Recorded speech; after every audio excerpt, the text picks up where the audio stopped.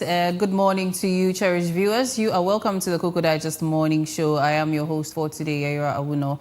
We're coming to you live from the studios of Clock TV, and you can also catch us on Go TV channel 184. And if you're not in the comfort of your home, you can join us via social media on Facebook and on YouTube. Just search for Clock TV GH. Like, share, and subscribe to our pages, and then join in the live stream. Now, I'd encourage you to also call when the phone lines are open so you can join in the conversation, weigh in on some of the topics that we are discussing, and also send in your comments to the WhatsApp number that will be displayed onto your screens as well.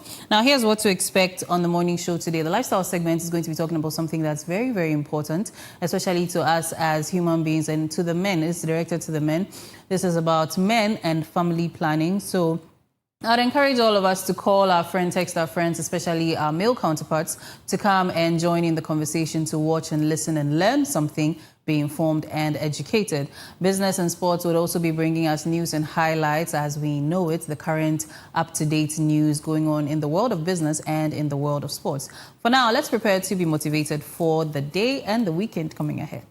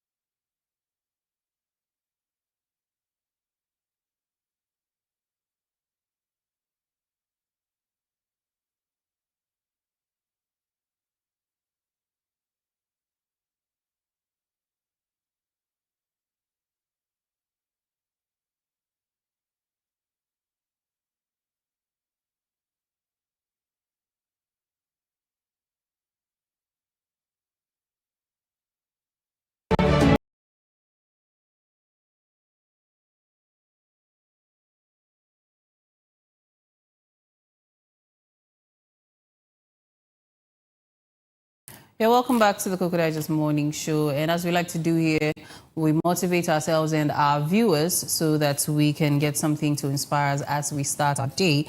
Now, today's quote is by Gertrude Stein, and she says, "We are always the same age inside." We are always the same age inside. And this is by Gertrude Stein. And it just goes to tell us that as time passes, birthdays add years to our lives, but our inner selves often remain surprisingly unchanged. The dreams, curiosity, hopes, and emotions that shaped us in our youth continue to live within us, even as our responsibilities and experiences grow. While our appearances change and life becomes more complex, the essence of who we are, the parts that laughs, wonders, loves, and believes, often feels timeless. Remembering this can help us approach life with renewed joy and authenticity rather than allowing age or expectations to define our limits. As this month comes to a close, resist the temptation to measure your worth solely by the milestones you have or have not achieved or reached. Rather, true growth is reflected in the wisdom you have gained, the resilience you've built through challenges, and even the small victories that may have gone unnoticed. Be grateful for how far you've come, even if the destination is still ahead. Carry the same hopeful spirit into the new month of August as it's approaching, knowing that every experience has prepared you for greater opportunities yet to come. So this is the quote for today. I hope that it inspires you as the weekend is also approaching. This is something to ponder upon. And as a new month is upon us, this is also something to give us a fresh outlook into the next milestone coming ahead. This is the motivational quote for today. And up next is the weather report by Peter Ntia. Let's prepare for the weather report.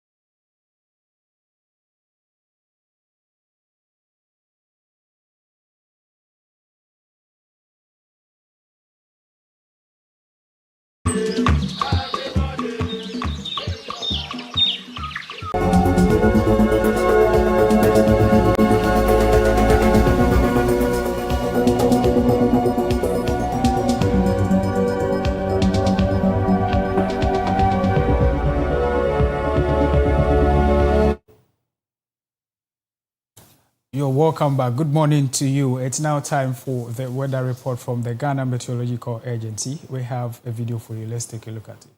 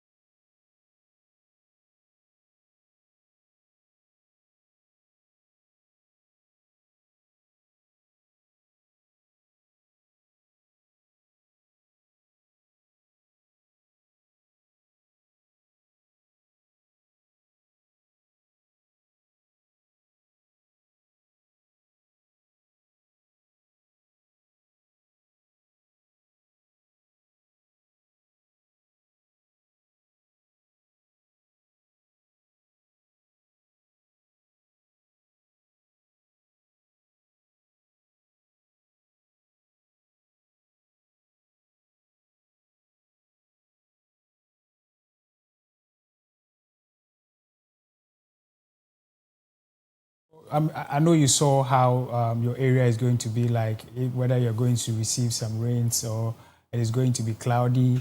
Or, I mean, you should just take note and act accordingly. And as we like to do it, I would have to summarize everything for you. But specifically here in Accra this morning, GMET is saying that we should expect a slight rain. That's 30% chance.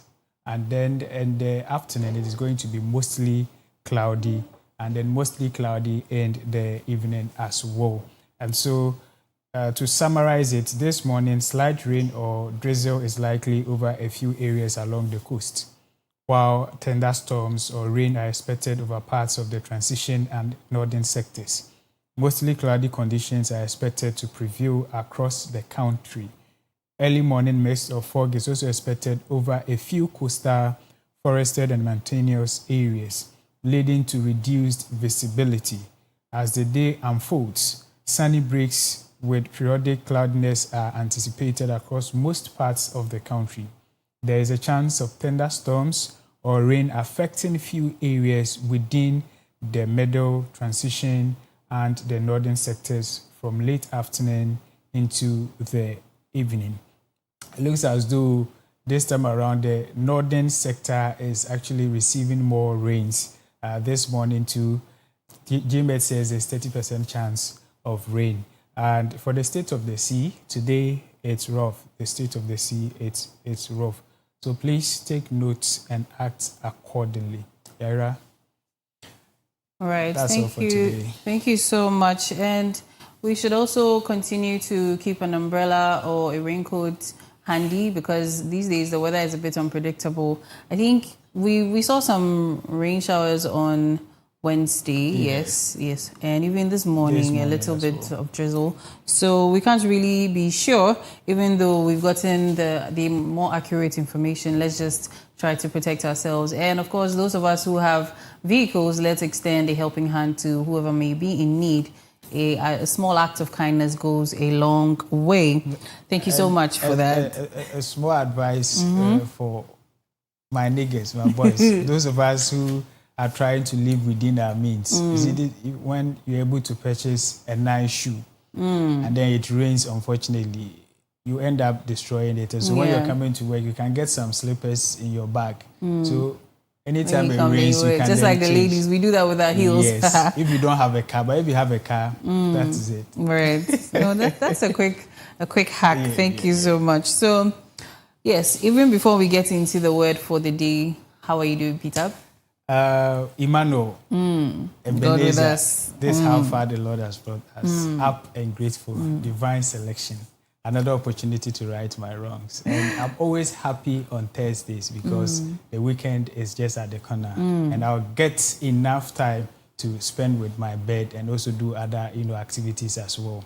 Right. So Thursdays, my spirit is always high on Thursdays. Right. I like the sound of that. Okay, I'm glad you're also preparing for the weekend, especially with this weather.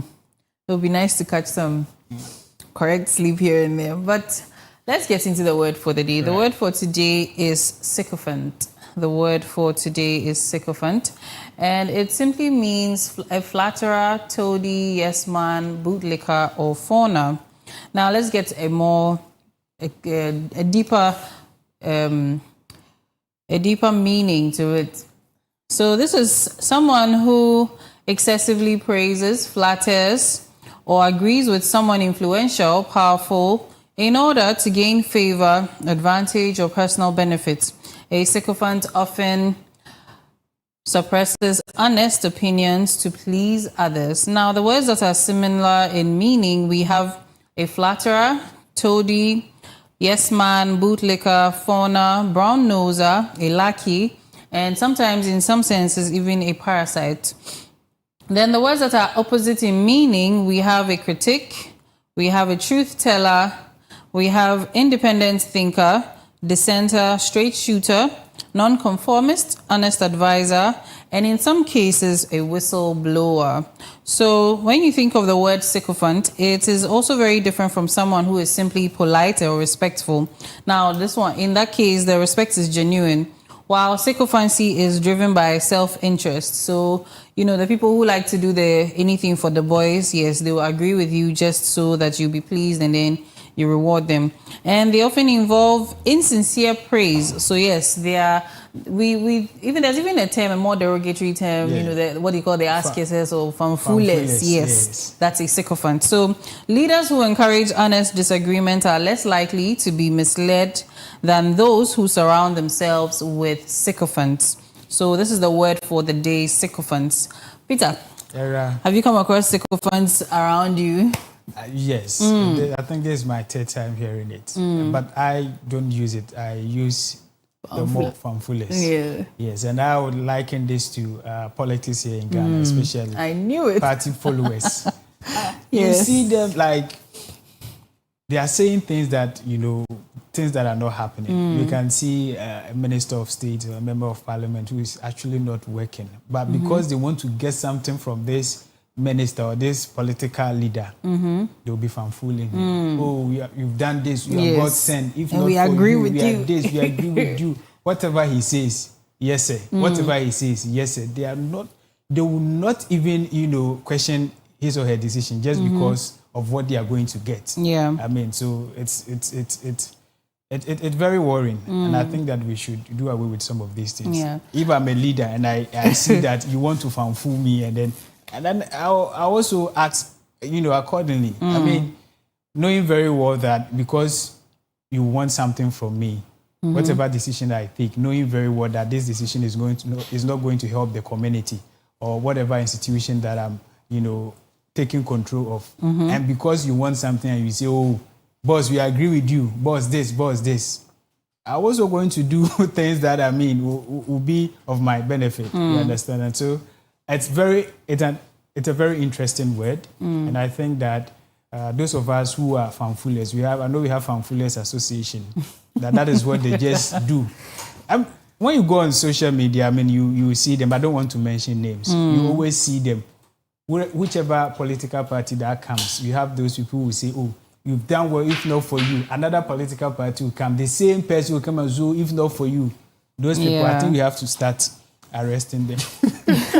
Arresting. I mean, we have bigger fish to fry. But even with sycophants in general, coming down to a more, when you take the political aspect, it takes it a little far away. But somewhere closer to us, even at work, you realize that sycophants are very dangerous. Right. Because these people will do anything for self-interest, and these people will now be, in serving their self-interest, will put their colleagues, friends, family at a risk of all kinds of danger, you know, and especially at work where, you know, people's employment status is at stake. You'd see that some of these sycophants will basically use you as a stepping stone to their next level with no regard for you. Even some go as far as to tell lies just to win the favor and things like that. And you know, with the words that are opposite, someone who can also think for themselves and ask questions and question these decisions. So sometimes when the leaders are taking decisions that don't seem to benefit everybody and they for some reason can benefit from that, they don't care. They will continue to praise the leader, and then in the end so many other people suffer.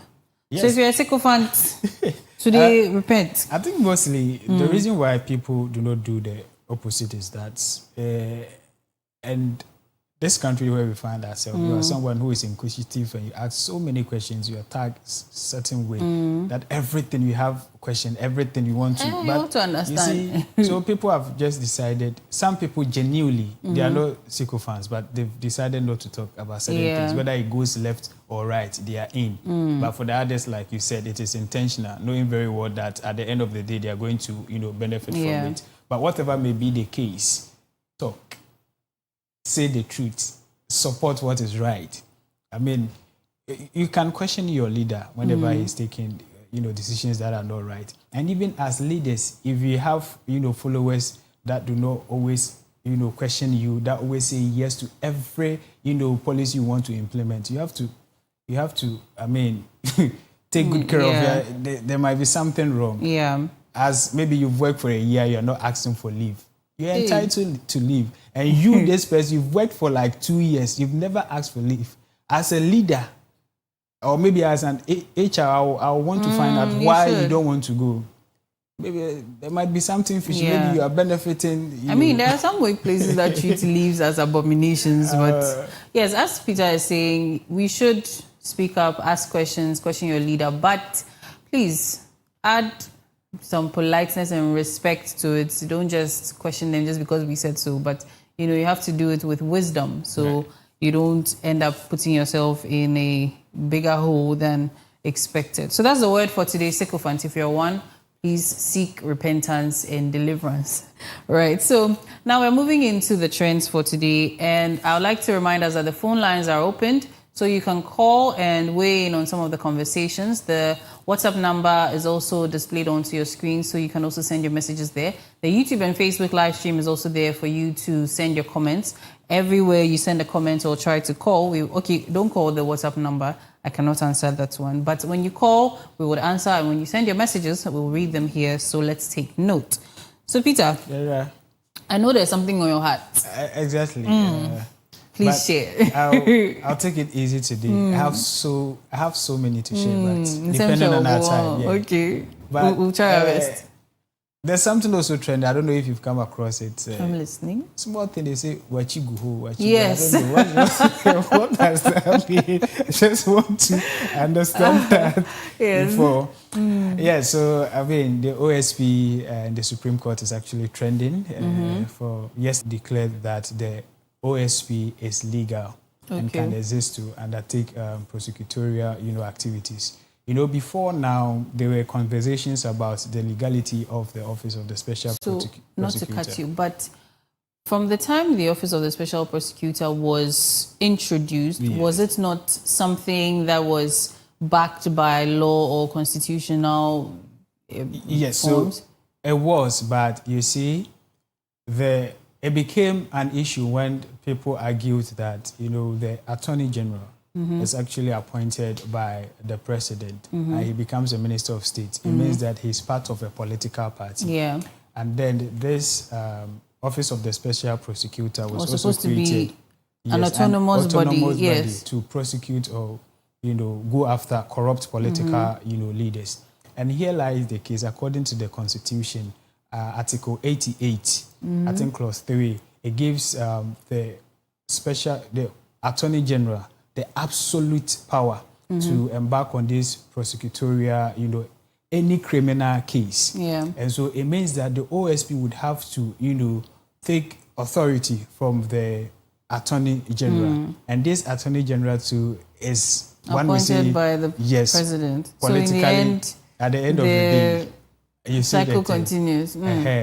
And so people were of the view that if that be the case, then there's no need for we to get for us to get an office of the special prosecutor, because the Constitution mandate only the Attorney General. And so a private citizen decided to take this issue to court. Okay. And his name is Michael Pesa White. He filed a lawsuit against the OSP.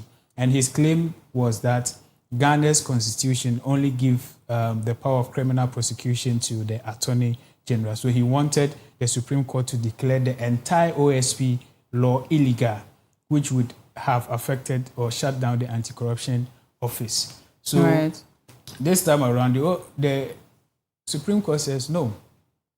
The office of the special prosecutor is supposed to be around. He can act, but it is not going to act parallel to the Attorney General. It is under the authority of the Attorney General. And so it can embark on any trial, any corrupt case. And right now, what it means is that these two institutions would have to work together to ensure that we have a smooth,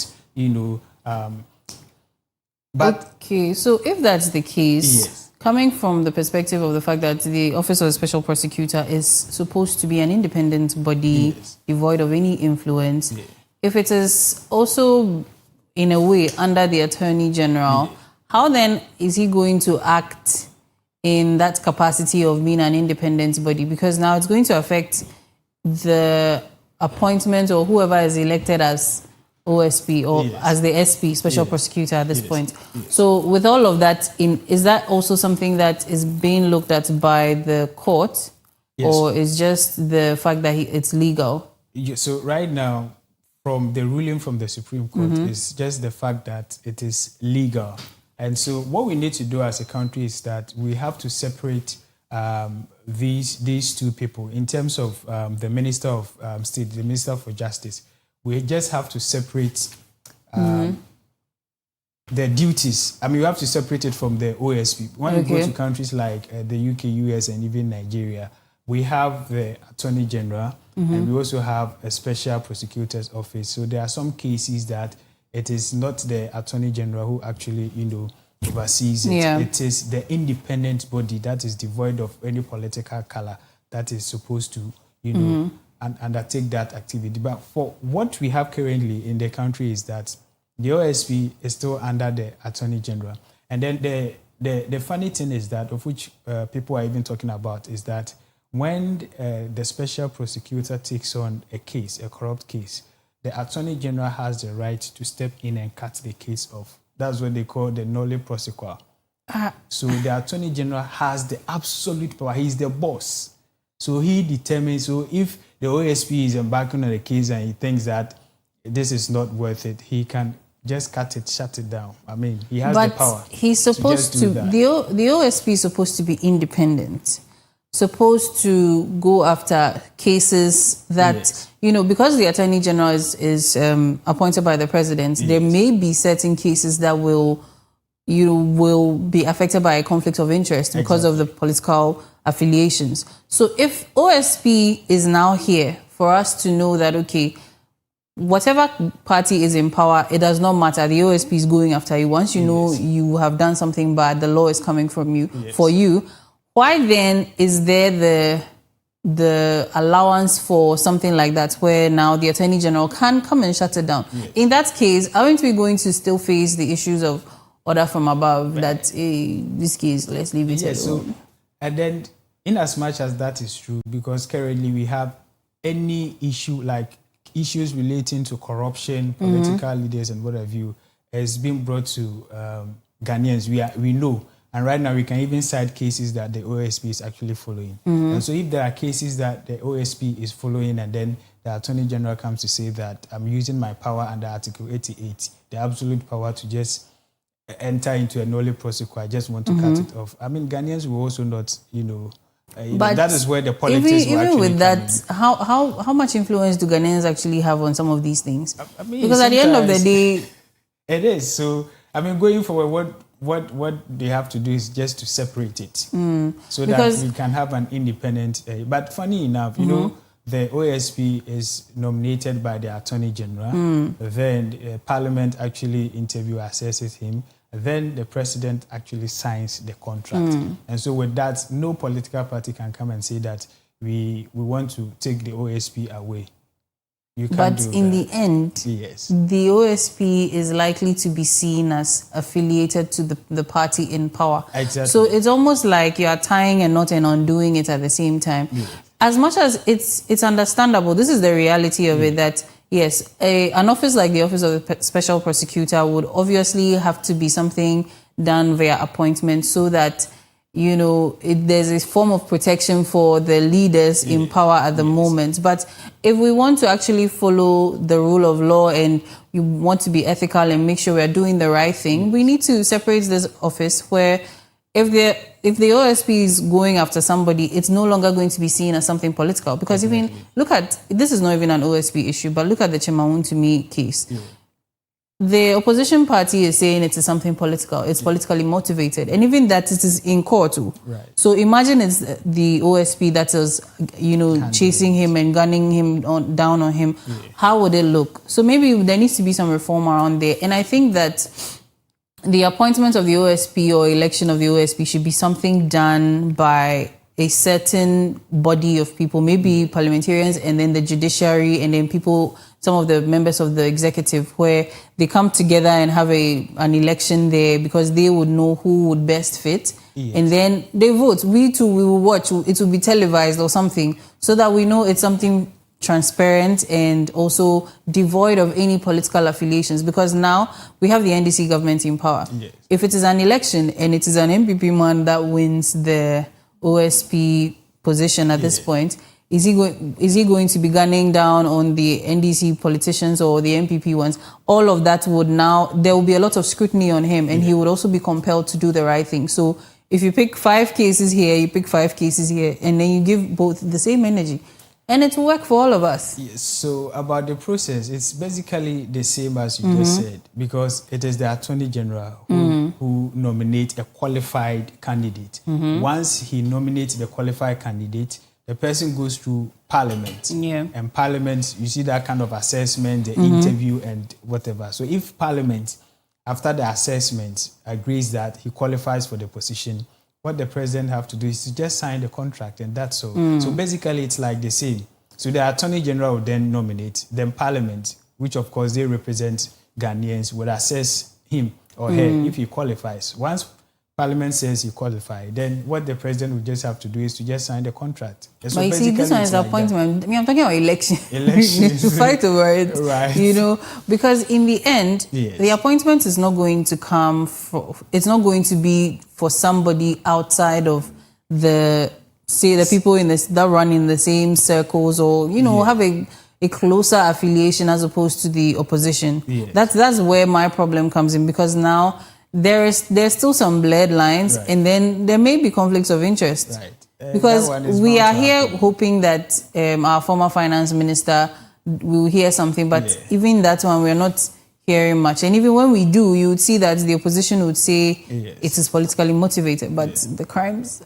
I mean, so that is the main reason why the OSP was created, just to get an independent body to facilitate. But the independence of the independent bodies is questionable. You cannot be more powerful or superior than the Attorney General. That's what the Constitution says. And so, like I stated, I mentioned that some countries. So in the United Kingdom and Kenya, we have the Minister of Justice, who is a politician. He handles prison systems, court buildings, and legal policies.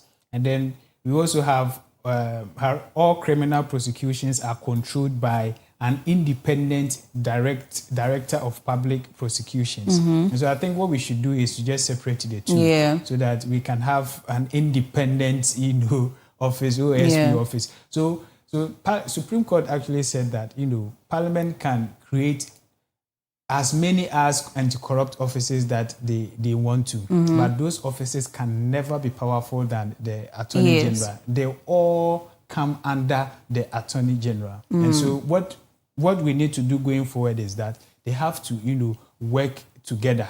They have to work together as an institution where the OSP takes authority from the Attorney General and embark on. But I also see that this is going to help to, make cases run faster, because there's been some cases in this country where, defense lawyers says that they've taken the issue to court. They want to talk about the legality of the special prosecutor. When they want to, expedite cases, that's where defense lawyers will say, oh, the OSP office is not even legal. But right now that the Supreme Court has settled it, it is going to expedite cases. A defense lawyer cannot say that I don't want to continue on the issue because I want the Supreme Court to actually interpret the law as to whether the OSP's office is legal or not. Right now, we know that it is legal. So one of the things that it's going to do is that. Well, and also what you're saying about the fact that, yes, as many anti-corruption offices can be created, but their power shouldn't supersede the Attorney General. Then I think that there should be some parameters, created. So if the Attorney General is going to shut down a case, it should be because of certain reasons and not the absolution of his power. So that we don't have situations where, okay, why are we shutting down this case? Order from above. That would also undermine everything that, the law is trying to do, or everything these offices are being set up to do. So maybe that is something that needs to be considered. So if, let's say, the case the OSP is trying to, trying to get in order or following, so let me is going to bring give you some of the cases that the OSP is even. So we have the Hygiene AJ trial, Northern UK case, the former secretary of the Interministerial Committee on Illegal Mining, and then we also have the OSP. And so many cases. So these are the cases that they... Okay. So I was even trying to say that some of the parameters that can be set where if the Attorney General is shutting down the case, it makes it valid. It should be something like maybe it's going to cause some kind of chaos in the country, or it's going to cause something really terrible for all of us if something like that comes in. Let's say it's going to... It's just an example where maybe it's a case that will end up having our president arrested. That is something we cannot particularly encourage. Maybe there will be other ways to solve it. Something like that where the country would not be run down into some sort of disarray. Something like that. But not just, okay, because he has the power, he can shut down the case. It undermines everything. Yeah, so that parameters have been set already. So he cannot just get then that's great, because we the concerned citizens. Right. That's why I stated earlier on that there are certain things you can't just say, I'm just doing this. Ghanaians will not even permit you. So that parameters have been set already, and so that is it for now. Right. So the Office of the Special Prosecutor is a legal office, and if you are indulging in any criminal activity, he's coming for you. What's your next trend? I hear you said you have a lot on your chest, so please share with us. Still at the Supreme Court. You see, this is an issue we've discussed here so many times. It's about the delegate system. Now, so yesterday, the Supreme Court and a 5-2 decision declared the delegate system used by political parties unconstitutional. And so what it means is that, you see, before now, political parties, when they are choosing their parliamentary candidate and presidential candidate, they only allow delegates to vote. So let's say a registered party has about 1 million members. The delegate system requires that only 500 people out of the 1 million people would vote to decide who leads the party in terms of, parliamentary and then presidential. And then the Supreme Court is saying that it's not constitutional. It undermines an article 55, of the Constitution. I mean, the franchise, that you have the power to vote and all that. And so the Supreme Court has said that it is unconstitutional and is giving political parties 1 year to amend their constitutions. But there's something that stands out that people are actually talking about. That they're saying that still the political parties actually have the power to decide who can vote again. So the Supreme Court made mention of something. So he said every registered party member in good standing. So What does good standing mean? So in good standing, basically, when we say in good standing, it means that you have to be a bona fide member of a party. And so it means that you have registered. If they pay dues. bills, yes, dues, you have to pay dues, and you follow all the constitution, the rules. Every association has its rules and regulations. So you are registered, you pay your dues, you follow, and you've not been expelled from there. Yeah, so I think that basically that would be my definition for good standing. And so people are saying that, so still the political parties still have the right to select who. But for me, I see that in as much as they still have the right to select who can elect, the number of people would increase. Yeah. Because I don't know what exactly that they are going to add to the constitution that would deny majority of people the right to vote as compared to the delegate system. And so as we know, even institutions. So I was citing an example that way back when we were in class, primary school, there are times that we want to play. So when we were in primary 4, let me use myself as a primary 4, every Friday we play matches between primary 6. And so what we do is that we pay something small so that we use it to buy water and what have you. So you might be a member of class 4. Yeah, but we are not part of the players. Because you didn't pay. You understand? So you can be a registered member of a political party. But then if you don't follow the rules and regulations as fit or as the party deems, it means that automatically you'll be out. Yeah. And so that's why I'm saying that how many people can you count? We have diehard supporters of the NPP and NDC because they are the two leading political parties. And there've been conversation about the fact that they are not given the opportunity to vote. And then these leaders these people who wants to become leaders to lead them, they just give them money. That's where the corruption starts. Because they are few, they're able to buy their votes. Yeah. And at the end of the day, they become their leaders. Meanwhile, maybe the majority of the people have their choice, but because they are not having that right, they are not able to decide. And so going forward, this is what the Supreme Court is saying. And we start to see that effect. Probably, Supreme Court has given them 1 year. So so next year, July. Yes. Okay. So with that case, then, looking at the literacy rates in the country, and like you said, so many diehard fans and supporters and all of that. Now, if a situation comes where, yes, they're supposed to elect leaders, the new batch of leaders for the next election year or whichever situation is at hand, if, like you're saying, some of these people are not in good standing, maybe they've not followed every rule. And I mean, considering how high the illiteracy rates are, how many people are even aware and understand these rules? Some of them, they've just heard that, hey, we can select the leaders. So they'll go with their membership card. Exactly. What happens when they get there and it's that, okay, now you're not an eligible voter because you haven't paid dues since you collected membership card. Your membership card has even expired. You've not renewed it. They probably didn't even know. What do you think is going to happen? Do you think it's going to cause some sort of chaos in the party among the supporters and all of that? Yeah, absolutely. It is going to cause that, but it can be managed. Because even without this new system, with the delegate system, we've been seeing the kind of chaos that has been happening. And so I think that going forward, it should be the responsibility of these political parties to actually educate their people. And I think that the political parties will not be happy with this because, I mean, organizing elections comes with a whole lot it's a lot money, of cost. You understand? Even with the delegate system, if you get to hear the amount they are spending, the figures, you'll be shocked. And now that the Supreme Court is saying that you have to expand to accommodate more. So obviously, they are not going to be happy. And so they are going to be certain things that they are going to actually do to prevent as many as they can from actually voting. But then this is a critical example. It can be so. So, I mean, basically you just have to educate them.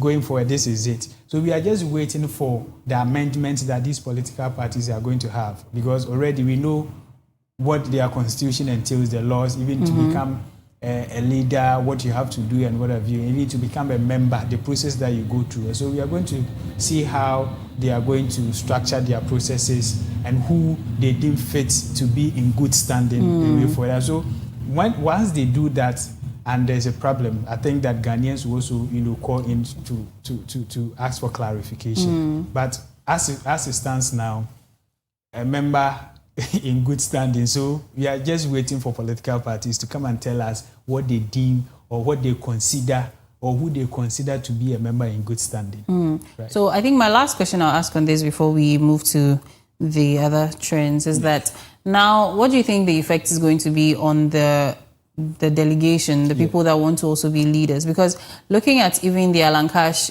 case with the MPP, that division that came where some people were in support of Alan K, some people were in support of Nana Akufo-Addo, and now it's been open to the larger population of the whole political party where they may have to also sort of advocate for themselves or campaign for themselves. Do you think it's also going to be more cost for them too? Because now you may have to buy your own party faithfuls votes. Yeah, so it's in a way, I don't think that the Supreme Court actually came out with this decision out of nothing.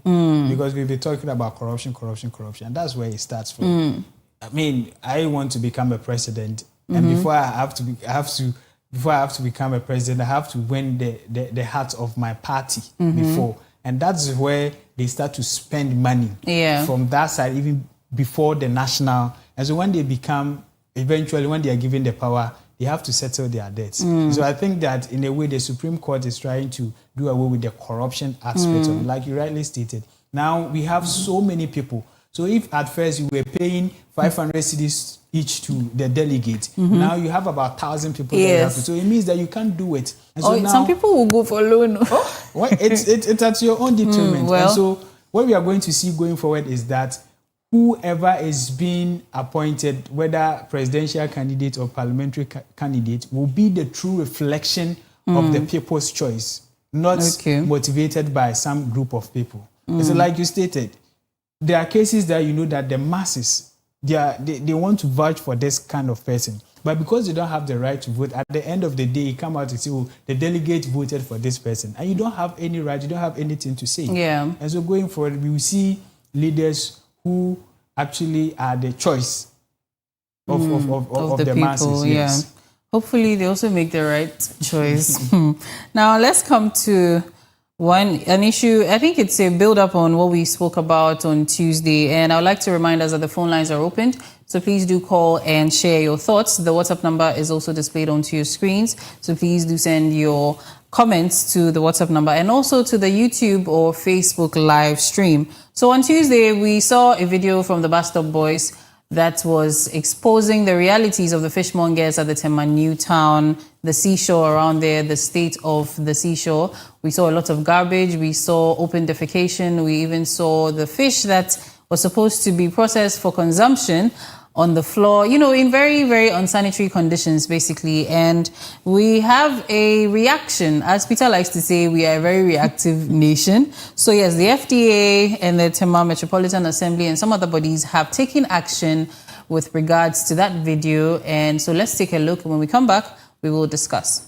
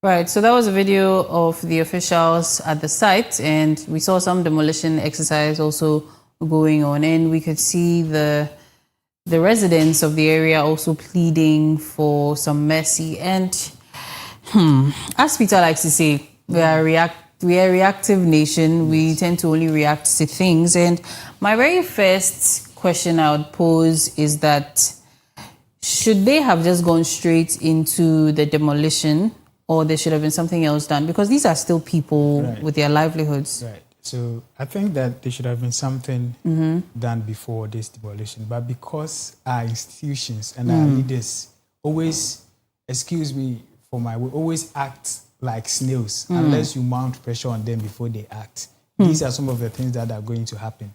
Because are they telling us that they were not aware of this until the bus stop boys actually exposed it? Like you stated from the onset, we like to react to issues and not, be proactive, solving issues from. So, like you stated, they should have been proactive measures so that this will not even happen. Now, the people are there who are mobile, knowing very well that what you're doing is wrong.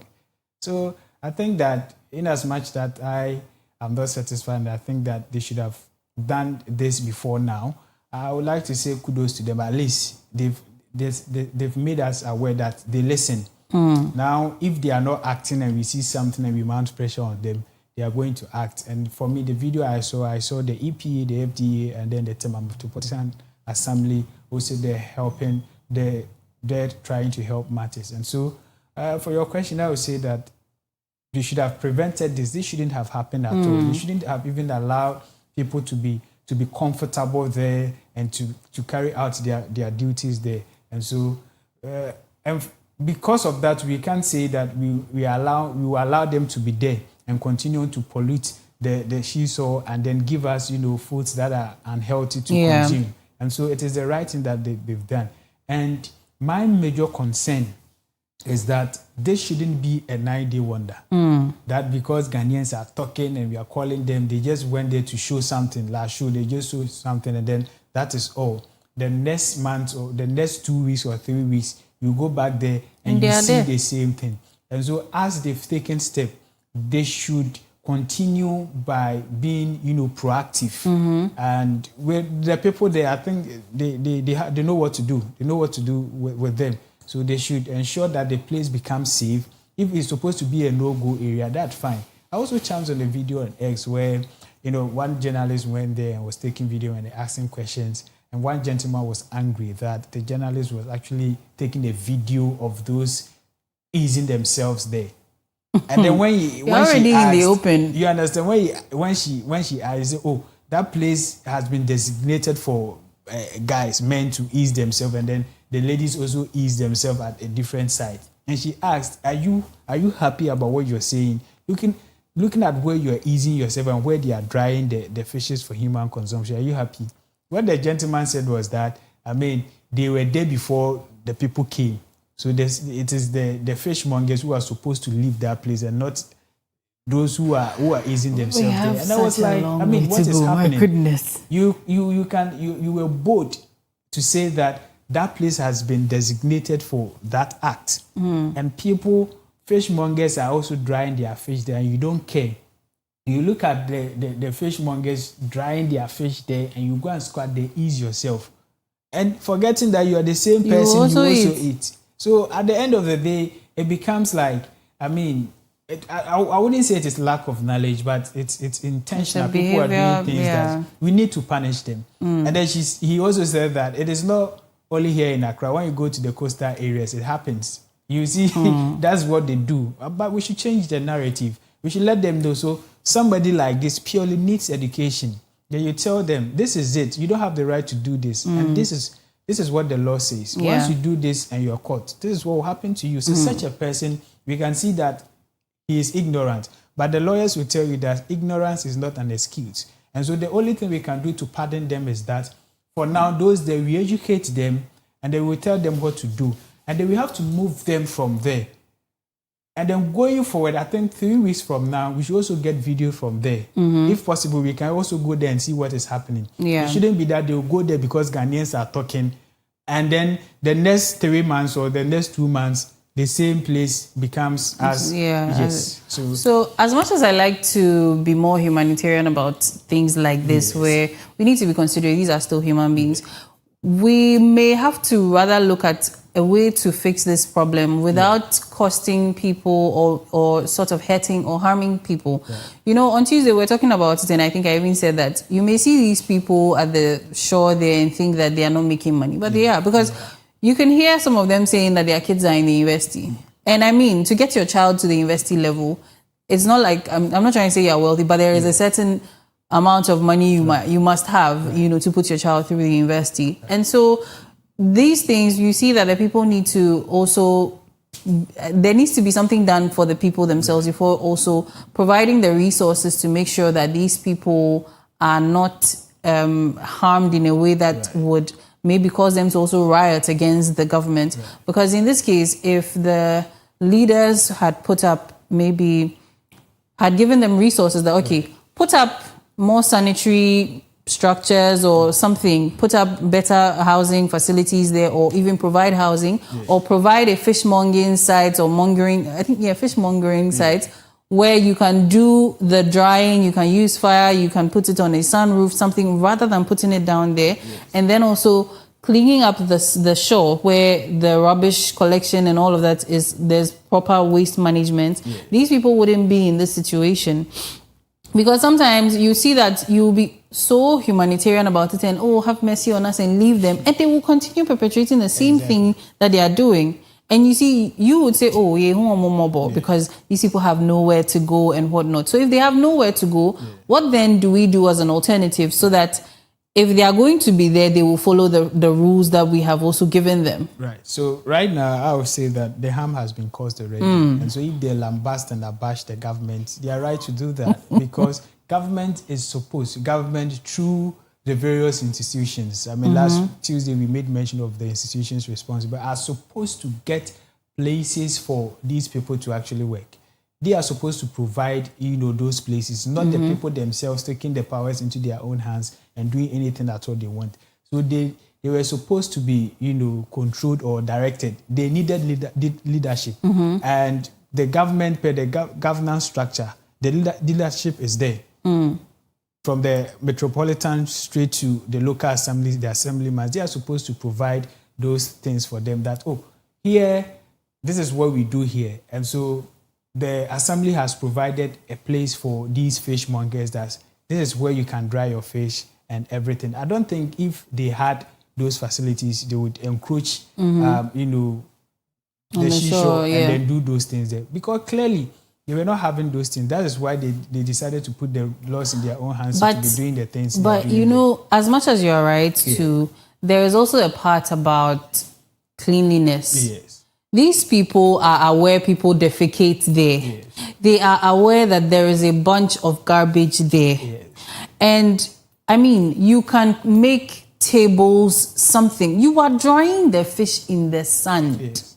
You are drying the fish on some nets in the sand. Yes. And I mean, the amount of germs in that area alone, even when you're drying them and you lay a net over it, is even not enough. Because these flies, the flies will lay eggs anywhere. Exactly. They will jump on everything. So even the nets are not enough. Yes. So you realize that they have a long way to go, because if the video from Bus Stop Boys showed them putting these things on a structure that is not in the sand, away from all of that, a little covered in a way, at least we would see them trying. But here is the case. These people have absolutely no regard for hygiene or even just sanitary conditions for food that people will consume. All they care about is the money they are going to make. Exactly, and that's why I would not have any mercy, or not even beg that they should have mercy on them. But it's as a result of what you're doing. You see, yes, but you know that what you're doing is wrong. But you see, this one, I think that once, as we've started, like I said, this shouldn't be a 9-day wonder that we've been seeing. As we have started, they should continue. The responsible institute do your inspection and ensure that people are doing the right thing. That will be all. And so I would like to commend them. They've done the right thing. We should stop commending them for their reactive behavior. They should be proactive. But at least it's better than nothing. Yes, it is better than nothing. You understand? So for the short term, they should provide, a more serene, a more hygienic place for them to do that as they tackle the long term. You're right. So, yes, I would like to remind our viewers that the phone lines are open. So if you'd like to weigh in on this conversation, tell us what your sentiments are about the actions taken by the FDA, Tema Metropolitan Assembly, and even the EPA on the Tema Newtown seashore line, yes, where the fishmongers were in very unsanitary conditions. We also have a video from the Bus Stop Boys that was giving us insight into how Jamestown's fishmongers also operate. So let's take a look, and when we come back, we will discuss the contrasts. Minim baby, I will share video way free, but Osha had here and now no at the form and once in a guso. Ube pay haswa, and now no ya said a table and I see a bobby be the amano and a namni guso once in a bieniso. A house on namni a hata or form, a house on namno at that. Say, ya said that Jenny customer no into a hardy chronology. Osha once in a biawaha. Ube pie haswa ya hata namno ewo gata so na once na egusu de se wa ohwe no wanum ato tie me ye madwen sen ka me ni fish biem because de me ko hu ye no na nya nika but ene ye san bo edigo realm ewo Jamestown Fishing Harbour, and the story is entirely different. Aha no omo dwene nipa ho hwezuoni say na o say ye aha so mo ha no omo ye Ghana for to obi a betimi asua fi ha ye Jamestown Fishing Harbour. And I say, and I pretty, I had the sanitation. I'm quite sure there. Osha, I feel be anyhow. It is a office and possible, possible. Brahma for marketing. Onuba, we are doing all things possible to make the place rise. So, guys, if you want to buy fish, this is Jamestown Fishing Harbour. And so far, this is the cleanest fishing market I have seen. I don't know for you, but what I say, this is what we were talking about from Temano. We should have something like this. We should think about what is their health state, what happens to them. Look at that, clean. Or some they are there cross form and other namnesses. So this is what we are talking about, basically. You see, and the Shani say, and now we continue liga and your community. Your magnani or etiha. You did not be banner and you bush of force to be dibi. When you put your cigar, the work of yen penisa ti yeso ye sure say nam dia back bia yen penha and if you want gasa wo ha no so uba your pipe ni ade nyina wo ha u ya de wo ha na enya e be you e no akotena fi an sure kra ubakwa wo bebi if you ha no yen dia gross wo ha jo pani meden menya wadwi bi dia mankofo bebre u say ade na fifie yes fifie u say we mu no e bu a oni uba na we ya e be pom ye pom ba ko pa no we hu say hey say ade no say na tie ye hensa ye nyi ba ko fi ope na ye mienu na ye mien sampe obia esuru no na ye so ye hwe ye di agro kra wo di agro kra we are not playing here. Even you can go outside and check. You have people who clean the place. You have people who control tells you that if you throw one fish on the floor, you will be improving. Yes, so you heard it right from the horse's own mouth. This is what we can do everywhere. You don't have to wait for government before you can keep your spaces clean. Clean place or clean market or clean school is not luxury. Yes. Right, so that was the video of the Jamestown Fishing Harbour. And I mean, it is beautiful to see the conditions. it makes you have hope that yes, it's doable. This is being proactive. This is proactiveness. So are you telling me that these people, they are securing funding from IMF or World Bank? It is just something simple the community can come together to do. Just to do. I mean, people are basically not working. This shows that it is doable. Look at how clean the place is. Compare it to Tema Newtown. And Tema Newtown has been in existence for years. For years. And then, you see, when we talk, it all boils down to our leaders. Now, if the people are part of it. No, they are part of it. Because if they are part of it, I understand. But the reason why they are doing this out of like they are not scared and they are doing it because the people that we've entrusted to enforce the law, they are also not working. Right. And so, as people like to say, they are in bed with them. And so I mean, it's basically like that. And so this is doable. We are having leaders who are proactive, leaders who are actually working. And then, see, you made mention of something, that those people there, they have their awards in universities, they are paying school fees and what have you.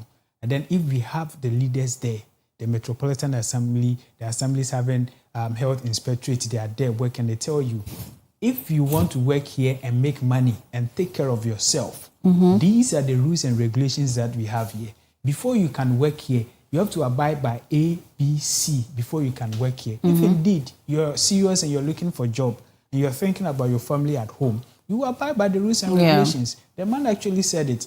If you flaunt any rule, you'll be sacked. And so because you don't want to be sacked, you abide by it. Look at how beautiful, how neat the place is. And so all of us will be going to Jamestown to get some fish. Exactly. Yes. So when I go out to buy kinky, I ask, where did you buy your fish from? It's very imperative. All right. And you know, I think one of our Homo shows, one of the Koko Digest, yes, I think the 2024 one or so, because I don't really understand the Ga, I may have to paraphrase this, but I remember the conversation with either the late Numogul Info or the Manye Najio Obolojote. They were talking about the fishing industry there, that there needs to be some funding put in it to optimize the whole industry better so that these people can actually be able to move forward and make it into something that is appealing, just like what we just saw.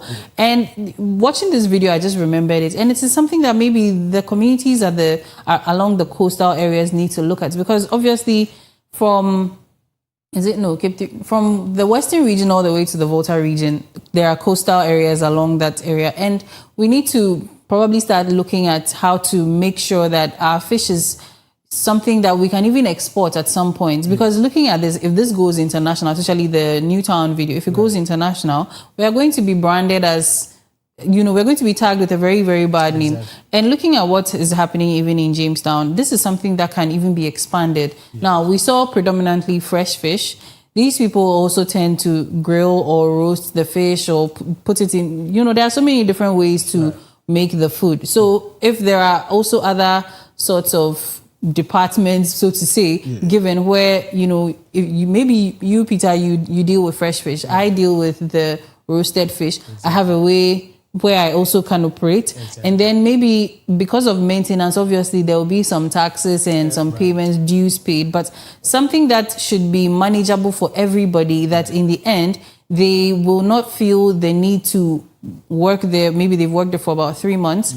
And then months later, they are back doing the bad thing and saying maybe something like the monies they have to pay to use these facilities is too much or something. So maybe we need more of that. This is something they should look at so that it gets to the point where it's almost even free for everybody to use. And then the maintenance is not going to be something that would become another problem for us because it will provide jobs. So now you are somebody who sweeps the harbor every day. You get paid at the end of the month or you get paid weekly, whatever the arrangement is. Still, in the end, we are producing viable food for consumption and even exports, because the kind of fish we see there, my goodness, the sea has been blessing us with some very sumptuous meals. And we should be able to export these meals to other countries and even other parts of the country. You know, hearing there's somebody in Savlegu who doesn't want any kind of fish coming from Accra again because it's bad. And you see, what people do not know is that once you add, like, branding is very important. Once you're able to brand, it kind of add value to you. And so looking at me, when I go to what we just saw, Jamestown, and I'm to buy a fish for some amount, I'll buy it, looking at the condition of the place. Now, people would want to buy at a cheaper price from this side. And so I think that, like you made mention of the industry, so I have some reports here stating that the commercial and local fishing industries have declined significantly in many regions. I see, apart from we talking about how these fishmongers handle these fishes, there's also the issue about illegal fishing. You understand? There's also an issue about illegal fishing. People use destructive methods like light fighting, dynamite, and chemicals along unauthorized industrial. It is a whole lot. So this industry, like you rightly stated, if it is being looked at properly or being taken care of, it can create a whole lot of jobs. Since we are fighting unemployment in this country. A critical example is what we just saw. We had people cleaning there. We have people who are to ensure that people do not go wayward and what have you. We should do the same thing to all other, coastal areas where we have fishing there. So I think going forward, these are some of the things that we should look at. We should regulate it with that illegal fishing and all that. It's a way of creating employment. And like, yes, you rightly stated, they are going to pay some small taxes for maintenance and what have you. Once they pay and they see that they are utilizing those taxes very well, nobody is going to agitate because you are being given a serene environment to actually work. You wouldn't agitate, comparing it to where you are paying the taxes and you are not seeing anything. And so the fishing industry should actually make good use of what we have currently and ensure that the laws, we enforce the laws. Let's educate the people.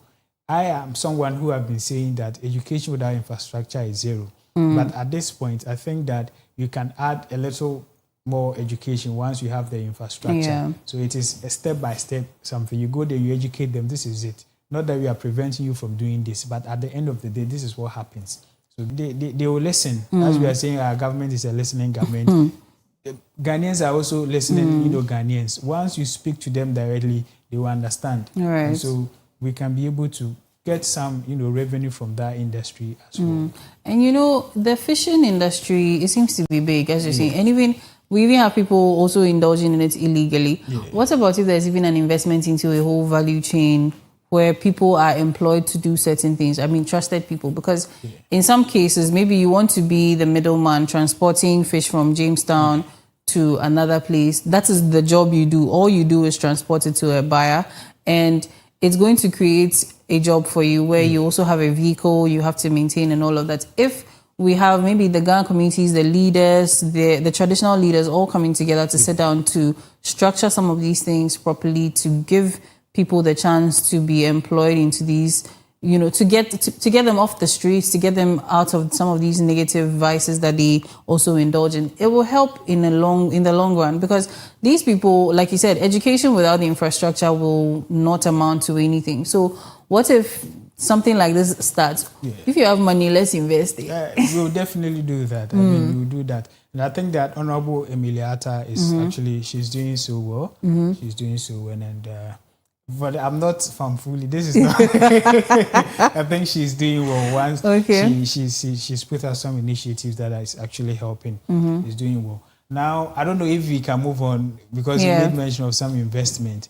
The Parliament actually has passed a bill, the excise bill, to actually take off the 20% tax on locally produced, juice here in Ghana. And so it's a good investment for people, Asikafonum. And think on the business segment, my guest made mention of that you can invest, because right now, if you are producing, juices here in Ghana and you are using locally, fruit here, zero tax. You understand? And then those who also import, that one, you pay tax. So they made mention of this is sliding. I've forgotten the term, but you pay something small. But if you produce here in Ghana locally, manufactured, juice and everything here in Ghana, they've taken the 20% tax. It was introduced as a result of the COVID-19 and the other, situations we found ourselves in at that time to actually generate revenue for the government. That's why it was introduced, and also to prevent people from eating the sweetness, the sweet. It was said that we mostly import, sweet, sugary drinks outside the country. So in order to prevent that, they added that tax to deter people from doing that.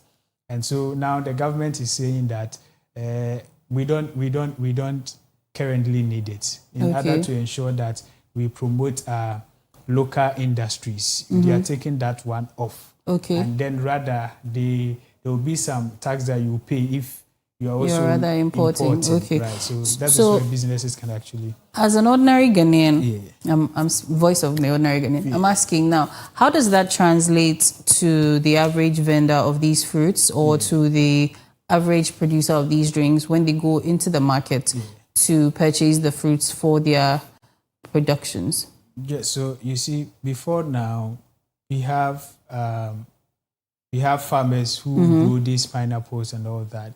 And the price of it actually is something else. Now, you grow these pineapples and other, fruits.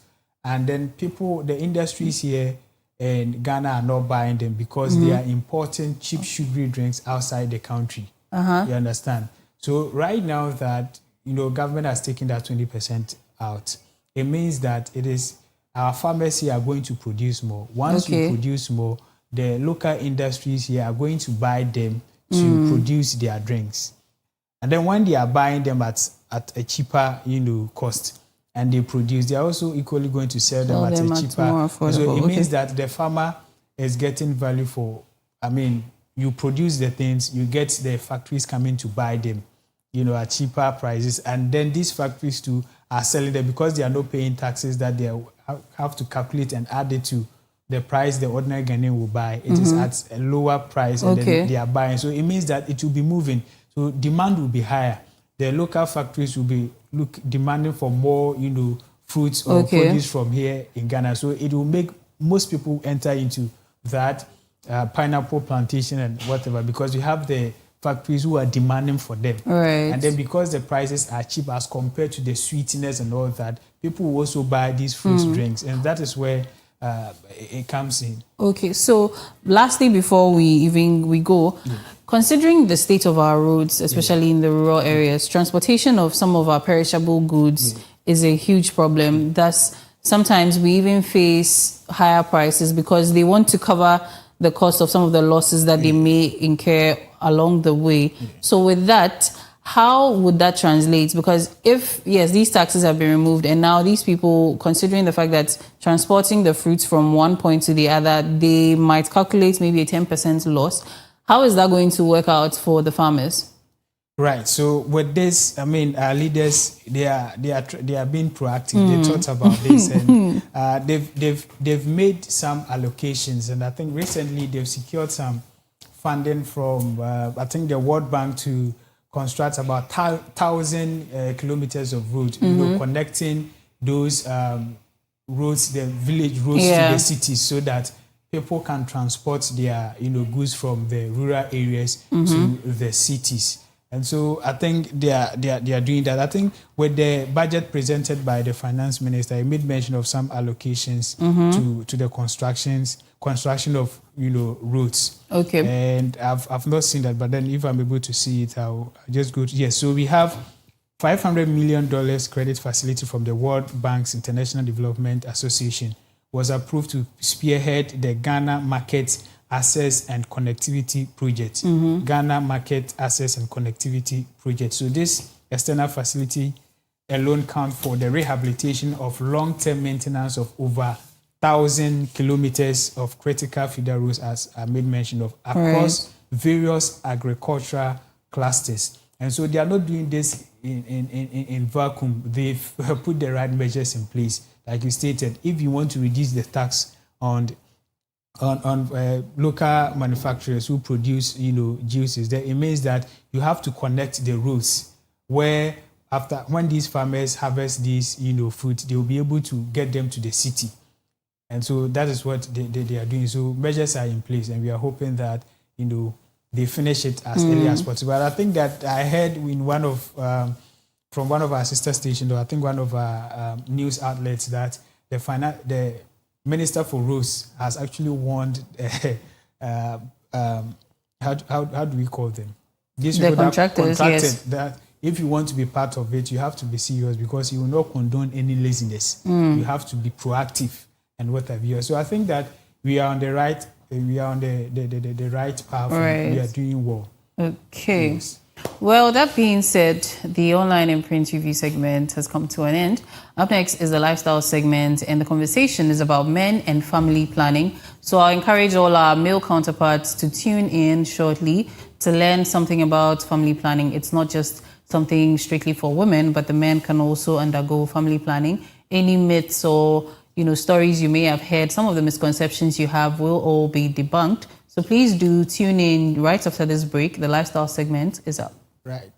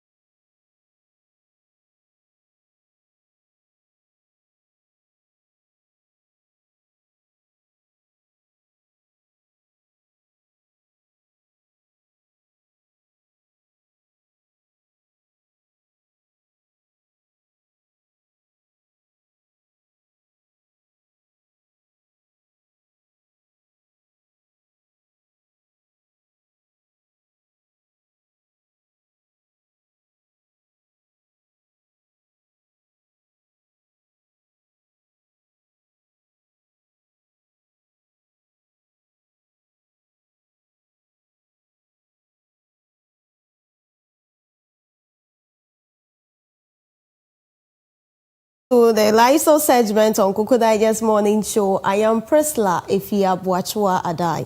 In today's topic, we are going to talk about men, family planning, beyond myth and misconception. When we talk about family planning, what comes into our mind is birth control method, how women involve themselves more about family planning. We don't know anything about the men also involving themselves. The man will be like, hey, I mean, we can have family planning, and your man have family planning, and the family planning. Yes, today we are going to let you understand and know more about what family planning is, why the men should also involve themselves in family planning. Family planning is not just only a woman doing, it's also a man's responsibility on how they should control their birth. So, I have my guest here with me, Dr. Isaac Dulcie Agri. Hello, Doc. Hello, sir. Good morning. Good morning. How are you doing? I'm fine. You're looking so good. Hi. Thank you. Hope you slept well last night. Oh, yes. How is the family? Everyone is fine. It sounds great. Family as in? Family as in family. Extended or nuclear? Both. Oh, I don't have nuclear. I don't have personal family. I'm yet to marry. Oh, okay. Don't worry. All right, Doc. Today our topic is very simple. There's a men and family planning.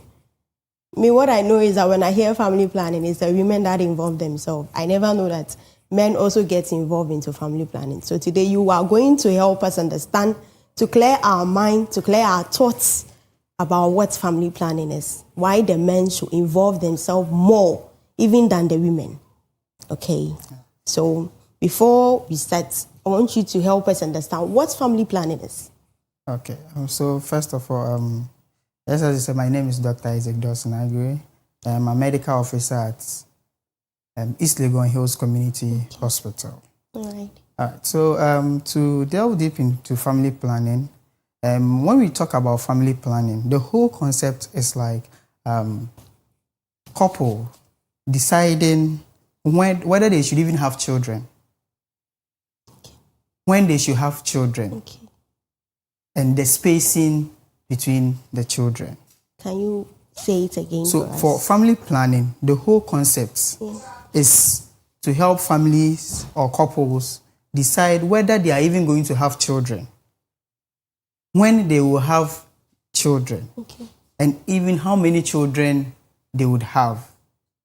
And also determine the spacing. So the whole point is to ensure that there is proper planning amongst the children. So it's not like you give birth 1 year, then the following year, another child, the following year. It brings burden financially, socially, emotionally to both the man and the woman. And Doc, sorry about that. Before we continue, I want to let our viewers know that they are not left out, even though they are not here. You can see our numbers being displayed on the screen. You can also call, bring your messages. And it's for us to have a nice and a juicy conversation this morning. So our viewers, when it's time for us to open the phone lines, you can do that. You can also send your numbers, then we take it from there. All right, Doc, let's continue. So family planning, just as you say, in marriage or in child production, is an effort of both the man and the woman. So just as we know, for a child to be born, there needs to be a sexual intercourse where the man releases the semen which contains sperms into the woman. Fertilization takes place, a child is formed, then a baby is produced. Yes. That's basically the whole concept about family planning. Okay. All right. So now we are going to talk about, if we are done with family planning, now we are moving straight into our main topic, that is men and family planning. Yes. Men, often are not men and family planning. Some men don't want to hear anything about family planning, but we should understand that family planning is not only women. Males or men have their family planning methods too. So I think by the end of this discussion, we'll delve deep into the methods available. But before that, before we go into the family planning methods, we need to have an overview of what the male reproductive system is, how it functions, and so that we will understand the family planning methods available to the males. So I'll do a quick review on the family planning method. So in the male reproductive system, as that will be displayed on the screen, we would have, this is the male reproductive system. Now, for the male reproductive system, the outer covering that everybody knows, the scrotum, that is the outer covering. Inside the scrotum, we have the testis. Now, the testis produces the sperms. Now, when the testis produces the sperms, it is stored in the part that is labeled epididymis. Okay. It is stored in the part labeled epididymis. All right. Now, when the sperms are stored, and it's time for them to go out or like being released during sexual intercourse, they pass through the part that is circled, called the vas deferens. Vas deferens. Okay. So that is the channel that they will pass through. The let me say the violet purplish portion of the diagram. Okay. So the vas deferens. Now, when it passes through the vas deferens, you see there's a portion called seminal vesicle. Yeah. So at the seminal vesicle, that is where the main seminal fluid is produced. Okay. So it will now mix with the sperms that have been produced. Now, when it passes through the seminal vesicles, when it passes through the channel leading to the seminal vesicles, they join the vas deferens joins the duct from the seminal vesicle to form the ejaculatory duct, the channel with which the semen will eventually come out. Now, you see that we can also see the prostate gland. Yeah. The prostate gland also produces fluid that adds up to the seminal fluid that has been produced by the seminal vesicle. Okay. The bulbourethral gland also produces some fluid that adds up to the seminal fluid. So you realize that the channel of production is not only at the testicular area. Now, that is for the anatomy. Now, for the physiology, this thing that I'm doing is very important to help us understand the family method, how it's going to work. Yeah. Now, this is for the anatomy. Now, for the physiology, what happens is that the brain, we have a portion called the hypothalamus. Now, at that point, there are lots of hormones production. That's the chain of production of hormones. At the end, at the tail end will be the LH and FSH. Whilst what we call the follicle stimulating hormone and the luteinizing hormone, they will work on the testis area. Now, they will work, the LH will work for the testis to produce the testosterone. All right. Then the FSH will work for the testis to produce the sperm. Please, do you understand? Yes. I just want to make it very simple. Yes. So the whole point is that a lot of misconceptions will be well explained when we understand how the structure works. Now, at the external end is the penis, which we all know. Yeah. That is the penis. Then you see the urethra. That is where the semen passes through. So in summary, the testis produces the semen. It is stored in the epididymis. It is moved through the vas deferens per the diagram. The vas deferens will go and meet the ducts from the seminal vesicle, which produces the seminal fluid. Then now, the sperms are more mobile. They are giving food. Let me just make it simple. Giving food and nourish. Then it will pass through the ejaculatory duct and leave the system. So at every point in this, family planning methods are applied. Really? Yes. Oh, okay. So okay. we will delve deep into the family methods available. Okay, so let's move straight. Thank you for the diagram you just displayed to us. That is going to even help us more understand our topic for today. When we say family planning in men, what I know is the normal one, the young guys, everybody know. There's the condom method. That's what everybody knows. And also we have the withdrawal method as well. I want you to help us understand the condom, how it works, how everything is being done, and the withdrawal methods to the myths and the misconception about it. Then we move straight into the vasectomy. Okay. All right. So going back to the diagram. So for looking at how I explained the anatomy of the male reproductive organ, from the diagram, you realize that the sperm is produced in the testes. When the sperm is produced in the testes, it is stored in the epididymis. Yeah. Now, when it is stored in the epididymis, I told you that it passes through the vas deferens. Yeah. So, for a family planning method like vasectomy, what we do is that the vas deferens that will transport the sperm through the channel, we make a cut. There's a ligation of that tube, that purple tube. Mm-hmm. It is not an invasive procedure. It is something that is easily done. It is not like a surgery that you are going to lie down and there will be an operation. A small incision is made along the scrotum. Then that channel is blocked. Okay. So the sperm will be produced. Yeah. It will be stored, but it cannot be transported through the channel to where the seminal fluid will add on. That is one family planning method.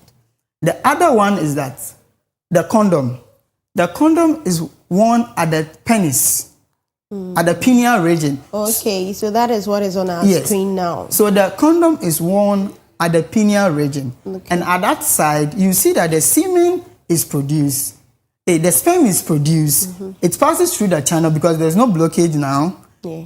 Everything is added. Okay. It is coming out. Yeah. But now, what we are preventing is the contact of the semen, the seminal fluid or the semen sperm composition being released into the woman. Okay. So that is a blockage.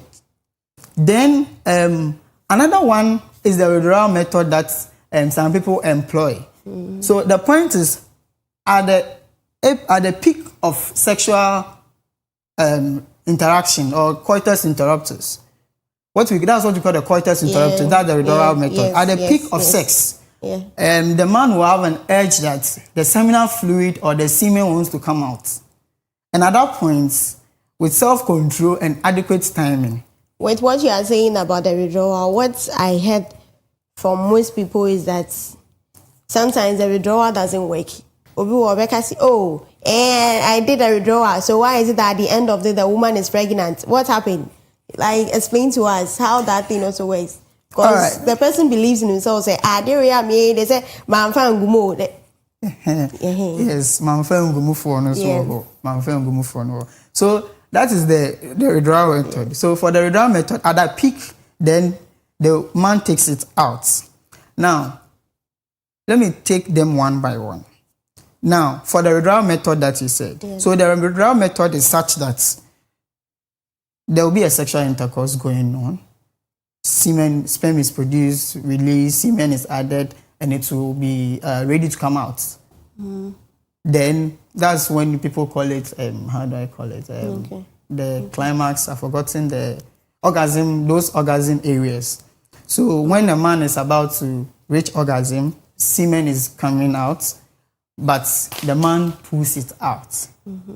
The whole method, the whole reason why we are trying to do that is to prevent the semen that contains the sperm from getting into the woman through the vagina.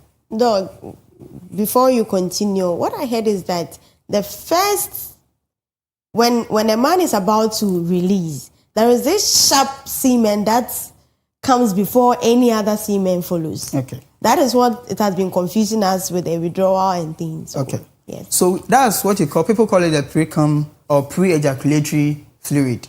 Now, normally that fluid is produced to come. You see, the channel that the semen passes through, the same channel that urine also passes through. Okay. So the pre-ejaculatory fluid comes to and the urine is acidic. Yeah. The pre-ejaculatory fluid is basic. So when it neutralizes the acidity of the channel so that the acid will not affect the semen or kill the semen. Okay. Kill the sperms in the semen. Right. You get so now it creates a neutral ground. Now the issue is that sometimes, let me say you've had a first round. Yeah. Let me say you've also masturbated. Yeah. So you've done an activity that has caused an ejaculation. Yeah. You are not 100% sure that everything came out of there could be 1%, 2%, 3%, depending on how much of the semen came out. Okay. So when the precum is coming, it can come along with the leftover semen and sperm. Do you get it? So the precum originally does not contain semen. It doesn't contain sperm. Let me put it that way. The precum, the pre-ejaculatory fluid that you are talking about, doesn't contain sperm. But people get pregnant with it. That's what I'm trying to tell you that. It depends on the activity that's preceded the sexual intercourse. Activities like... So you've masturbated and you've ejaculated. So you've already brought out some semen. There will be some semen left already in the channel. Oh, okay. So there's something already there. Okay. When the precum is coming, it will sweep it along. And if it contains sperm, then fertilization can take place. Oh, okay. Do you get that? Yes, yes. yes. You've masturbated. When you masturbated before you had sex. Yeah. So there has been a release. There will be like 5% small percentage inside the urethra. So when the precum is coming to neutralize the environment, it can pick up these sperms and fertilize. So what with those that don't masturbate before the activity goes on? So withdrawal method comes with self-control. Because even a little drop of semen in the vagina can cause pregnancy. Wow. You don't need the entire amount of semen to be present in the woman or the vagina before fertilization. Mind you, fertilization is just one sperm. And how long does it take for a woman to get pregnant? It depends on the woman's cycle, their state. If at that point that you are having sex with the woman is in the ovulatory stage where the egg has been released, within that day, the person can even get pregnant. Oh. The sperm can stay, and the honest truth is that sometimes people don't understand that the sperm can stay in the woman's vagina or the area it is for 3 to 5 days. Oh, okay. Okay. But the egg stays for just a day. The egg is a 24-hour thing. It's another thing for another topic one day. We'll invite you for you to let us understand how it stays and how long it's. Yes. Another time we'll talk about it. So if that period that the sperm is staying, is that period that the egg is released. Because there's an interaction. They have their own way of finding where the egg is. Understand? So one thing about the withdrawal method that makes people feel, if you don't have self-control, you don't go there. Because it's at that peak where you are reaching orgasm, you are really coming to, let's say, enjoy whatever you are doing. That is when you need to pull it out.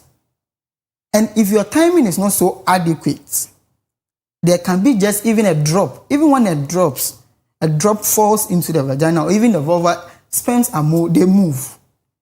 They are coming with the semen. The semen and the fluid that I spoke about, everything helps them to move. So once they are the entrance, the way is their front. They will find a way to enter. Okay. That is so for a withdrawal method, adequate timing, good self-control. But the other issue is that for a withdrawal method, you cannot prevent STIs, sexual transmitted infection. You've had a sex. You have not protected yourself. Yes. So if the person has HIV, you will still get. If the person has other syphilis, gonorrhea, anything, you would get. So that's a disadvantage of the withdrawal method. And the withdrawal method is not always 100%. No contraceptive is 100% effective. However, for withdrawal method, it can fail you. Okay. If you don't have self-discipline and stuff, that it can really fail you. Okay. So comparing the withdrawal method and the condom, we'll come to the vasectomy because that is what is the condom. Yes, that is what is giving the men problem nowadays. The vasectomy thing that they don't want to go and do. We'll talk to them. They will do. So I want us to come back to the condom. You see, some people use the condom from the start, and after the activity that they've involved themselves in, then they'll say it has tear.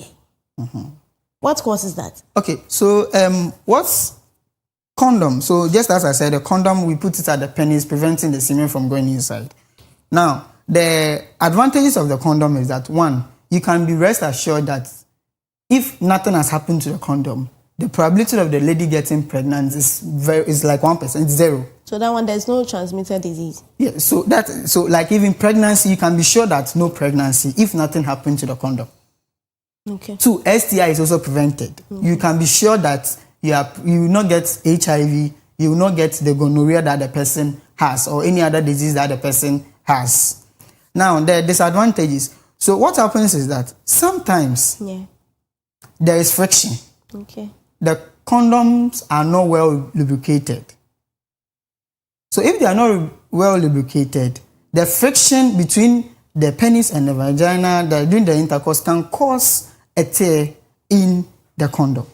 Okay. Sometimes too, the quality of the condom is the problem. Sometimes the quality of the problem. If the quality of the condom is the problem. Okay. That's why you need to be particular about the type of condom that some of them are not properly made, some of them are fake. Okay. So you need to be sure of the one that you are buying. And sometimes the vigorous nature of the sexual intercourse. Sometimes some people are very, very vigorous during sexual intercourse. And if, let's say, you are having sex vigorously plus poor lubrication, you can be rest assured that it will tear. Okay. So that is where the problem comes inside. So when it tears, now you realize that there will be a contact of the semen with the channel and pregnancy can occur. Okay. Some people will also say that they react to latex, the material that is used to do the condom. So that's another issue. So some people have allergy to the latex material. Some people can even react to the lubricant that is being used in the condom. So people have their own issue. That's why in family planning, no doctor can even make a decision for you. Our role is to counsel you about all the methods available, the advantages, the disadvantages, then help you make a decision. Because we have to understand that for family planning, some of the measures are temporary, some are permanent. Can you help us understand? So, for example, condom is a temporary measure for that activity. Withdrawal method is a temporary measure. Vasectomy is somehow permanent. Because we would have to ligate the two. We'll come to the vasectomy. I want us to deal with the withdrawal. Yes, so that is that. So for permanent, and let me just chip in the female one. For example, females have temporary ones, then permanent ones. For the temporary short-term ones, you can have the 3 months injections. You can have the 3 years IUDs and other stuff. You understand? But for the permanent, that is when we do sometimes during cesarean session, the woman can tell you to tie the fallopian tubes. So now, when you tie it or when you ligate it, the egg will not be transported. So the egg will be there. So there won't be any transport of the egg. So when the sperm comes, it won't meet any egg to fertilize. Okay. And for the male, the condom, the withdrawal are all the temporary measures. But for permanent, we can talk about the vasectomy. However, there are more studies that are being done to try and reproduce what the women are having for the male. But they are not in their final stages yet, and they are not common. I think, was it this week or last week, we heard that the youths when they go to the pharmacy shop for the condom thing, there is a shortage. So what came up was they said they are going to now have vantage places that they are going to be putting the condoms there for the guys or the men to go there, because some also feel shy going to the pharmacy shop to get that. I want you to elaborate, Yes. say something more about it. I think condom is one of the best contraceptives that you can ever have. Comparing to the withdrawal. Yes, compared to the withdrawal method, condom is one of the best contraceptives that you can ever use, because one, aside being protected from pregnancy that you've not planned for, Okay. you are protected from diseases that imagine you are not married and there are people who are having sex all over. So for those kind of people, condom is their best bet. Maybe if you have a partner who is also faithful to you, then now you can opt for that. So the issue has to do, sometimes I get it, I've had these issues before. People go to the pharmacy and there are lots of people even sitting in the pharmacy. They can't even talk. Be like Somebody is going to buy a condom and the person now say, I'm buying paracetamol. I'm buying tom-tom. I'm buying gin. Meanwhile, that's not the reason why the person went there. Yes. So you realize that some pharmacists are trying to now employ these cubicle sections where one person, one cubicle. Yes. So that when the person goes there, it's not as if 5 people, 3 people standing at one place. You can't even say. But I ask myself that why do people feel shy going there? Something that you are going to buy, it's use it for an individual yourself. difference. You see, it's the mentality that the society has created along this thing. That is, so it's a society that we are living in, and the mindset that we grew up with. It's not easy. Personally, maybe because I'm a doctor, I can walk in and tell you that I'm buying condom pack. You don't know what I'm going to use the condom for. Maybe I'm going to distribute it to people. Okay. Maybe I'm not going to distribute it. You understand? So it's the society that we live. So some pharmacists have realized these things. Yes. And the creation of vantage points is somehow good. And is it not going to affect the pharmacy shops that we have now that they are going to? So if it's going to affect you, then you need to improve the privacy and confidentiality in your pharmacy. Because sometimes you go to a pharmacy, it's not only the person or pharmacist or MCA there. The friends are there. Okay. The other people sitting at the pharmacy just conversing. People are sitting there watching TV. It's in front of the pharmacy that there are people are playing dumb and other stuff. So you won't even have the urge to even go there. Okay. All right. Okay. Thank you, Doc. So now we are moving direct into why are you happy about vasectomy? I know what I've heard, Doc. You will talk about it. What have you heard that you really want the to men know? are scared though. They are scared. It's because of the way you people even communicate. That's why they are even scared. They are so scared of doing it. When you marry, I'll come and let your husband Okay, so we are moving straight into our main topic. That is the vasectomy. What a word. What a word, bro. So, doctor, now into our main topic. What is vasectomy? What at all is vasectomy? Which people involve themselves in vasectomy? Okay, so let me just, for somebody who just joined us, I'm looking at the image on the screen. Okay. There is an image on the screen, the male reproductive organ. There is a portion of the male reproductive organ, as displayed on the screen, called the vas deferens. Yeah. The vas deferens. That's scrotum epididymis vas deferens. Now, earlier I stated that the sperm is produced in the testis, stored in the epididymis for growth and maturation, then transported through the vas deferens. Okay. So vas, that's where the vas part of the vasectomy is coming from. Okay. Tomy in medicine is cutting, ligation, blocking. So vasectomy, there is a ligation of the vas deferens. It is not like so they cut it, seal the top one, and seal the down one. Okay. As being displayed there. Eish. So it's not going to be done whilst you feel the pain, you are just going, and they'll give you lidocaine. It's not like an invasive or bad procedure that people perceive it to be. They are going to numb the pain, give you lidocaine and other stuff around where small incision is made at the scrotum. Then we locate the vas difference, then ligate it. So is the man going to sit whilst it's being done, lie down? How is it done? Most of the times, like people will let them lie down so that you get a glimpse of able to. So are they going to inject them so that they don't feel the pain? Yeah. So where the cut will be made, there will be an anesthesia. You see, the reason why I'm asking is that you see when women go in for cesarean session, yes, they numb the entire. They numb. No, this one, the location or the scrotum. That is where the cut is going to be made. Hey, doctor.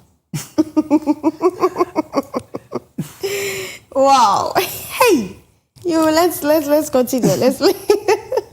So I may ask what are the recovery process? Okay. The effectiveness of vas. Yes. So for vasectomy, it's actually very effective. CDC reports around 0.15 failure rates because the sperms are being produced, stored, but not transported. So there will not be any sperm in the fluid that will come out of the man after sex to cause pregnancy. Okay. Do you get it? So yes. we always say that we cannot say so that is so the this process. is it. Yes. So the focus is just this area. A small incision is made.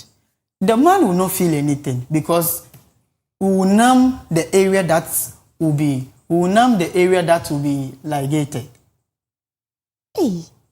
Yeah, so when we do it, then we cut a small portion, go inside, locate the vas difference. I'm pretty sure that you are reacting that way because maybe you're not in the medical field. I understand you, but it's not going really, to be an easy thing. Hey, it's not, doctor, it's not. It is actually an easy procedure. Hey. It's actually an easy procedure. So we have some common myths about the vasectomy that they said it causes impotence, it causes reduces sexual desire, and it makes men less masculine, and it also prevents pregnancy. I want you to elaborate a little. So for the pregnancy prevention, it's true, but the issue with vasectomy is that when you do it, you need to allow some time frame. Mm-hmm. So the only way we can tell you that your vasectomy is complete or you can now rely on your vasectomy procedure is that after the procedure that you saw that you are scared of, yes, there will still be some amount of sperm that are already in the channel. Is it going to come again? So just as I said, the thing is stored and there is a transportation through the vas difference. And we just made the cut at a point. Yeah. So any sperm above the vas difference is already active there. I don't know if you get it. This is the vas difference. Let me say this is the testis. Okay. The sperm has been stored in the epididymis. It's on the screen, so let's... So the sperm has been stored in the epididymis. The vas difference, we've ligated it. Okay. We've made a cut. Yeah. Any sperm that has been able to move from the epididymis into the vas difference, the top part, is already active. Like there's already sperm at the top part. So what you're trying to say is that when they cut it, the sperm that are already at the vas difference, they are still there. They are still there. They are still in the channel. Okay. But all those below the cuts, they cannot go up again. Because it has been prevented. It has been prevented. Okay. So after the vasectomy, we wait for some time and do a semen analysis. We analyze the semen. The semen contains the fluid and the sperm.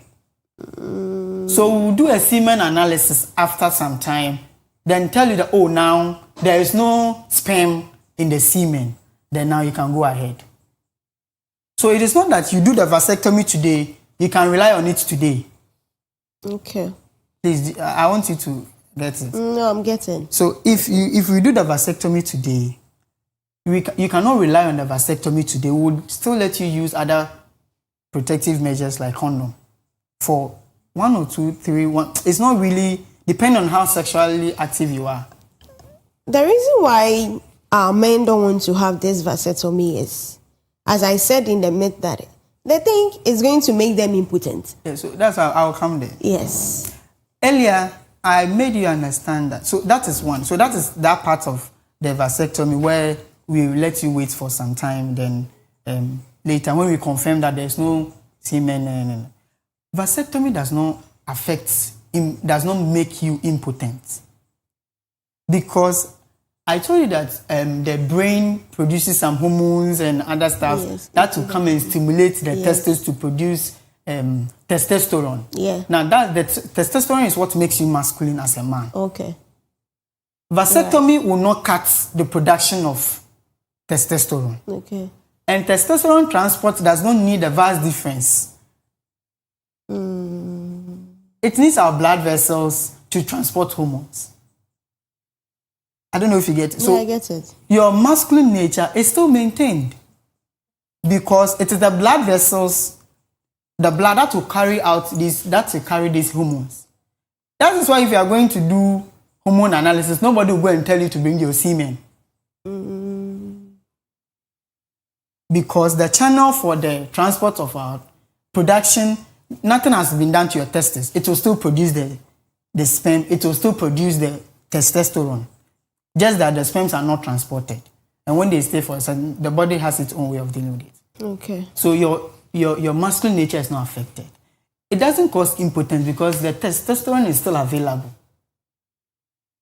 Erection does not depend on the vas difference. What does it depend? It depends on the muscles in the penis.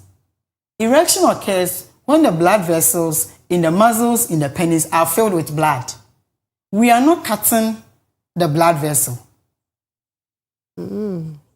Okay. So when you are stimulated, the blood vessels in the penis become filled with blood.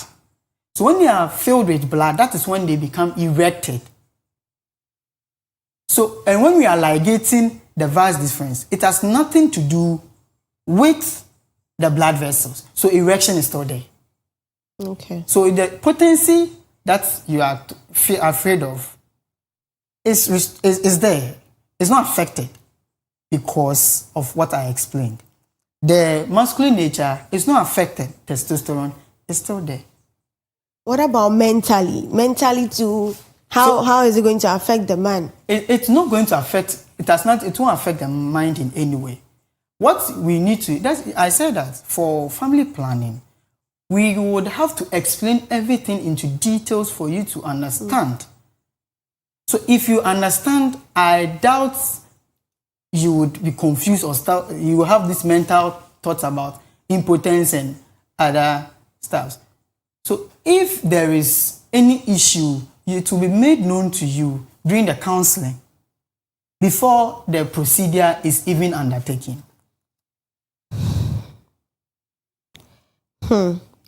Before we proceed, there is a message coming. Viewers, I told you, you are not left out. You can start sending in your messages, and also you can see our numbers being displayed on the screen. You can call so that you also bring your questions. Doctor is here. Doctor is here for us all to communicate with us. So what someone said is, I don't want, but let me read. He said, hi.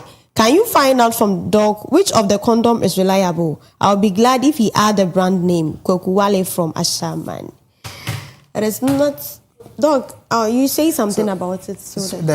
I can't really say which condom is. You should know the brand that you are buying. You should know which one works best for you, which one suits you. There are lots of brands available. Okay. I cannot really say which one is good. You should also check the expiry date of the condom also. Okay, Doc, before we continue, there is a caller on the line. Let's hear what he or she has to say, then we continue. Hello. Hello. Good morning.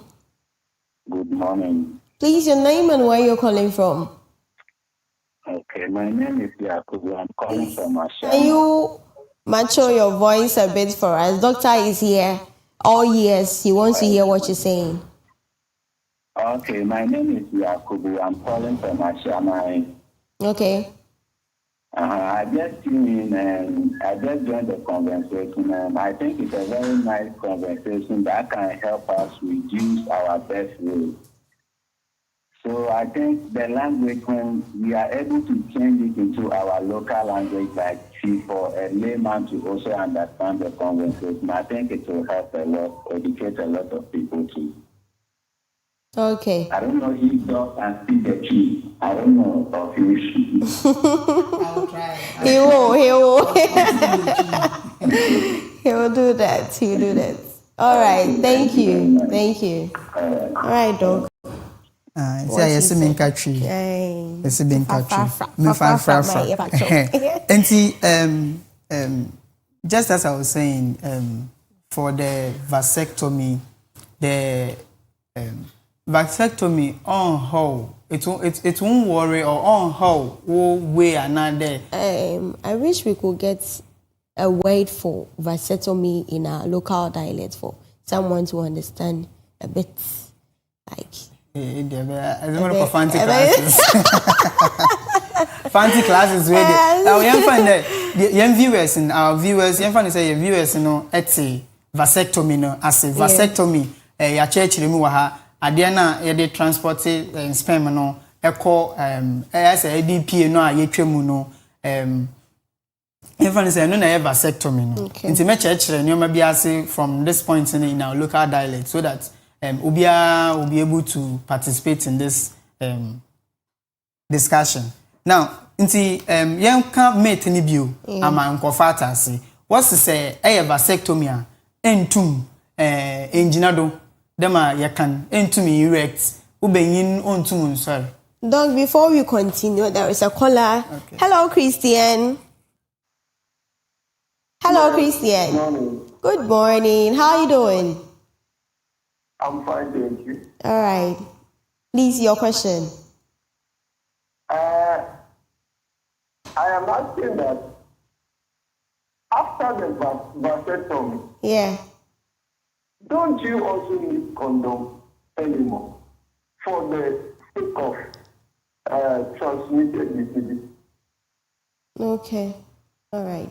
I'm on the line. I want to. Okay, dog, with what he said. So yeah, vasectomy does not prevent STI. So even after vasectomy, you still need condoms to prevent STI.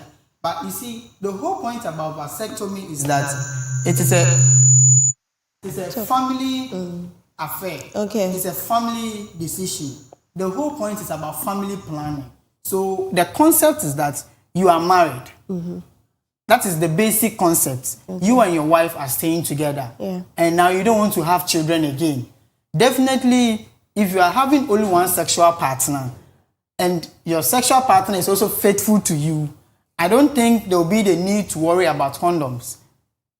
That is what I would want to say. So if you are faithful, you personally are faithful to your partner, and your partner is also faithful to you, the whole concept about vasectomy is to prevent pregnancy. But the prevention of STI itself even starts with you and your partner. If you have only one sexual partner and you are faithful to the person, you are not supposed to be afraid of STI.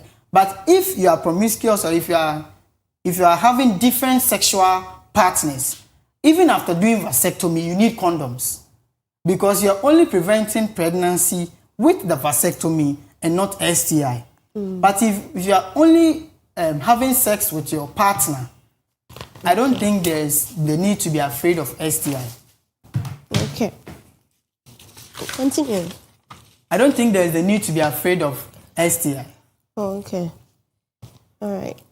So we have a question here. They said, since the testes will continue producing sperm, what exactly happens to the sperm that cannot pass through? That is one question.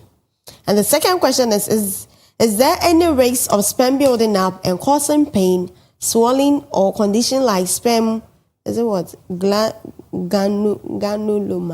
I don't know. Okay, so the first one is, please read the first one again. So the first one, he said, since the testes will continue producing sperm, what exactly happens to the sperm that cannot pass through? The body deals with it on its own. Just like any other structure in the body. When your time of, when your time is up, the body has a way of just... Okay, Doc, before we continue, there is another caller. Hello, Gifty. Okay, let's... So the testes, the body has its own way.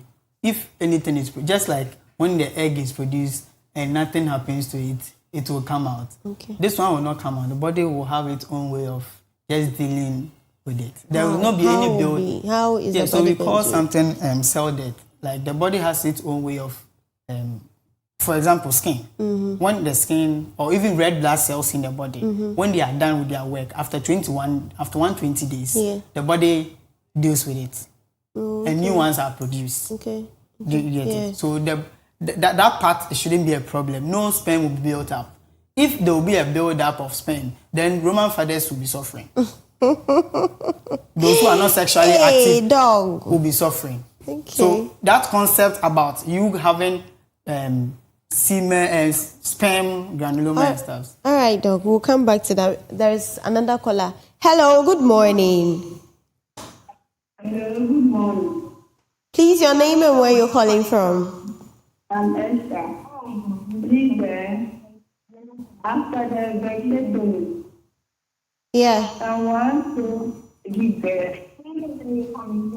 Okay, Doc. Okay, so just as I said earlier, we have temporary and permanent measures.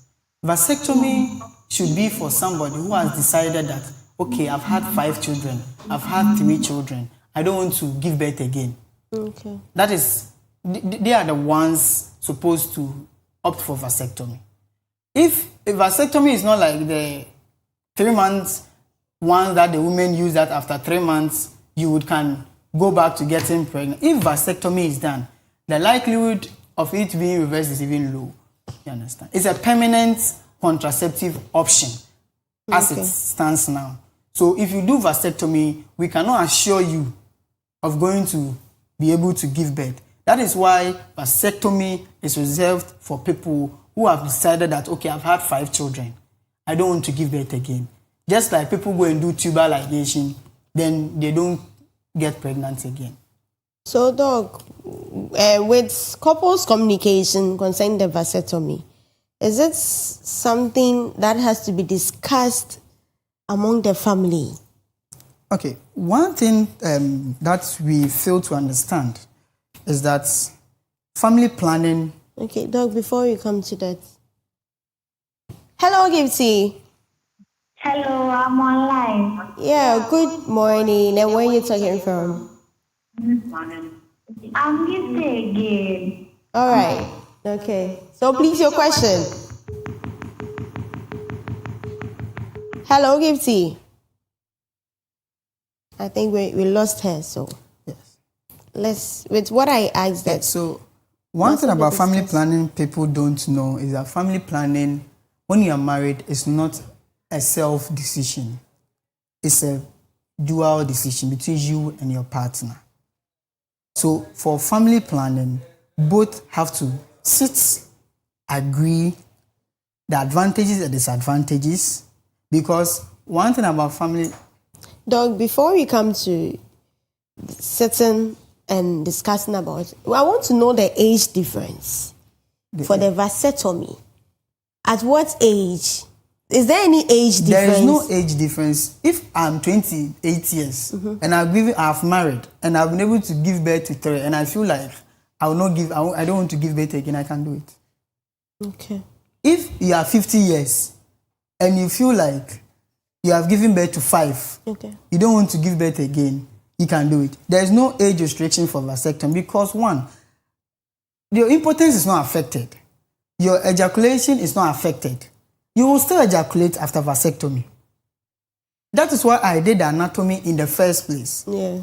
That the fluid that comes out, 60 to 70% is produced by the seminal vesicle, okay, which is above the point of ligation. Okay. 10 to 20% by the prostate. You still have your prostate. The bulbar urethra will also donate or produce some fluid. So still... Okay, Doc. Sorry. Hello. Hello. Good morning. Good morning. Please, your name and where you're calling from. My name is Deborah, calling from Kumasi. Okay, your question. Please, my question is... Hello. Yeah, we're listening. Please, I will speak to you. No problem, cause so why? Doctor, how about you? After then, I am engineering. Or have sector. Not terminal and babon channel. A better no will say why you okay, and I said no water. The question. Okay, yeah, that's it. Sɛ na America no sɛ woyɛ vasectomy na sperm ne pɛ ɛna yɛ affect nsuo still ebepie sɛ wo have sex it's not going to let the lady get pregnant. No.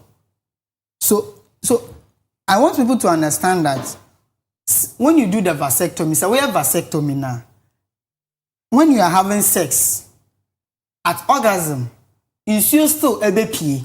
But the only advantage now is that there is no sperm in the fluid. So you still ejaculate all right. You enjoy the sexual pleasures all right. Your sexual desires will not be affected. You would still get to the peak that you want to get. Whatever you were experiencing, you will still experience it. But the only advantage, another, as a obwosi si alanye there. Another from then po so konkonti bo say nyama na stem na obokwa cause fertilization. Yes. CCRM ibi ni semen mu nti menka mumba no tofa say a vasectomy still I have a sex ebepe dama wakan Okay. ebepe ama obiata say pay the bed ebepe but sperm no only a pinum. All affect the way I have a sex. A pedal 5 rounds, a pedal 10 rounds, equal 18 rounds, then me na a bocobasisi ala advantage a benyan dead. Any then, any pinize a bepe, Pochona would team. One task there. Listen to what Doc is saying, please. Pinize a bepe. But more here in the Martin in the CCRN. Okay. That is the only advantage you have now. You see, dema ubeyin was sorry. Ubeyin sorry is not affected. Ubeyin here also is not affected. There ever sorry there. Oh, ebia asori there kweye human it is not affected. The only thing that you cannot vouch with, the only thing we cannot vouch is STI production. Okay. Inti say I have vasectomy. Nyinsen obia. But everybody say nyobi enye kadada na yipako no STI ebenya. Okay. But umpama groze it is not affected at all. Okay. We have a question here. It said, is there any reason based on my personal medical history that is procedure might be less suitable for me? Yes, there are lots of factors that are considered before vasectomy is done. There are lots of factors that are considered before vasectomy is done. Now, that's why it's not a one-day decision. You'll be taking through a lot of counseling. Do you understand? You'll be taking through a lot of counseling before it is done for you. So based on your own records, the doctor going to do it for you will tell you whether is suitable for you or not. But the main factor is, do you want to have children again? That is one of the main things that you'll be asked. If you want to have children Doc, again. with you asking, do you want to have children again, has just pumped a question into my mind that when someone comes to do the vasectomy and a person wants to come back and remove or something, can he? No. So, why? So the point is, vasectomy is currently a permanent thing that is done. Even if somebody tries reconnecting the vas deferens, we cannot be 100% sure that it will be patent for transportation. So we normally don't advise it. You should understand that when you are doing vasectomy, you cannot give birth again. You cannot impregnate a woman again. That is the whole concept now. So before you take that decision, you should understand the advantages and the disadvantages. Is it because costly? You can't go and come back for us to reverse it. If somebody even tries reversing it for you, we cannot assure you. For you now, you go and take the person to court for no. So before you do vasectomy, you should be sure that you don't want to have children again. Answer never vasectomy. Actually, you are aware there into me then and reverse in the view. Another I wondering them how 5 moon view before you do it. So I don't want us to even go to that part of it being even reversible. It's like going to do the tubes. Now we'll say it's going to be a problem. Okay. So I wanted to ask that, is it costly? Oh, it's not really expensive. It's not really an expensive procedure. It's not really an expensive. It depends on the facility you're doing. Okay, Doc. We just lost the call. I'm just praying he comes back. Then we take it from there. So Doc, continue. So it's not expensive. It's facility based. Okay. It's not really expensive. Okay. Okay. All right. So I wanted to ask, when someone wants to have a vasectomy, what are some of the health centers the person can go to? Oh, any health center nearby you can visit. If there's an available physician or doctor who will be able to do it for you, they will do it. Or if they can't, in health you cannot do everything on your own. That's why there's a need for referral. So if you come to me and I cannot do it for you, I will let you go to a facility that they can be done for you. Mostly, this vasectomy is done by urologists, those who are specialized in the urinary tract system, the kidney, the male reproductive organs. They do it. But there are other specialists who also are trained. It's a skill. If the person is able to do it, the person will be able to do it for you. So if you're asking if I can do, we'll answer that later. You answer before you leave, Doc. It's important because the way you are advising our men, you also have to answer yours. So, Doc, I wanted to ask that when one wants to have a vasectomy, must he come for registration? Like, you see, you go to some hospitals before maybe you have a cesarean section or something, they'll give you a date to register. And the cost, I want you to emphasize that again for us. So, vasectomy is a decision that affects reproduction. Okay. So, it is not something like a baba hospital in there. Nende I am.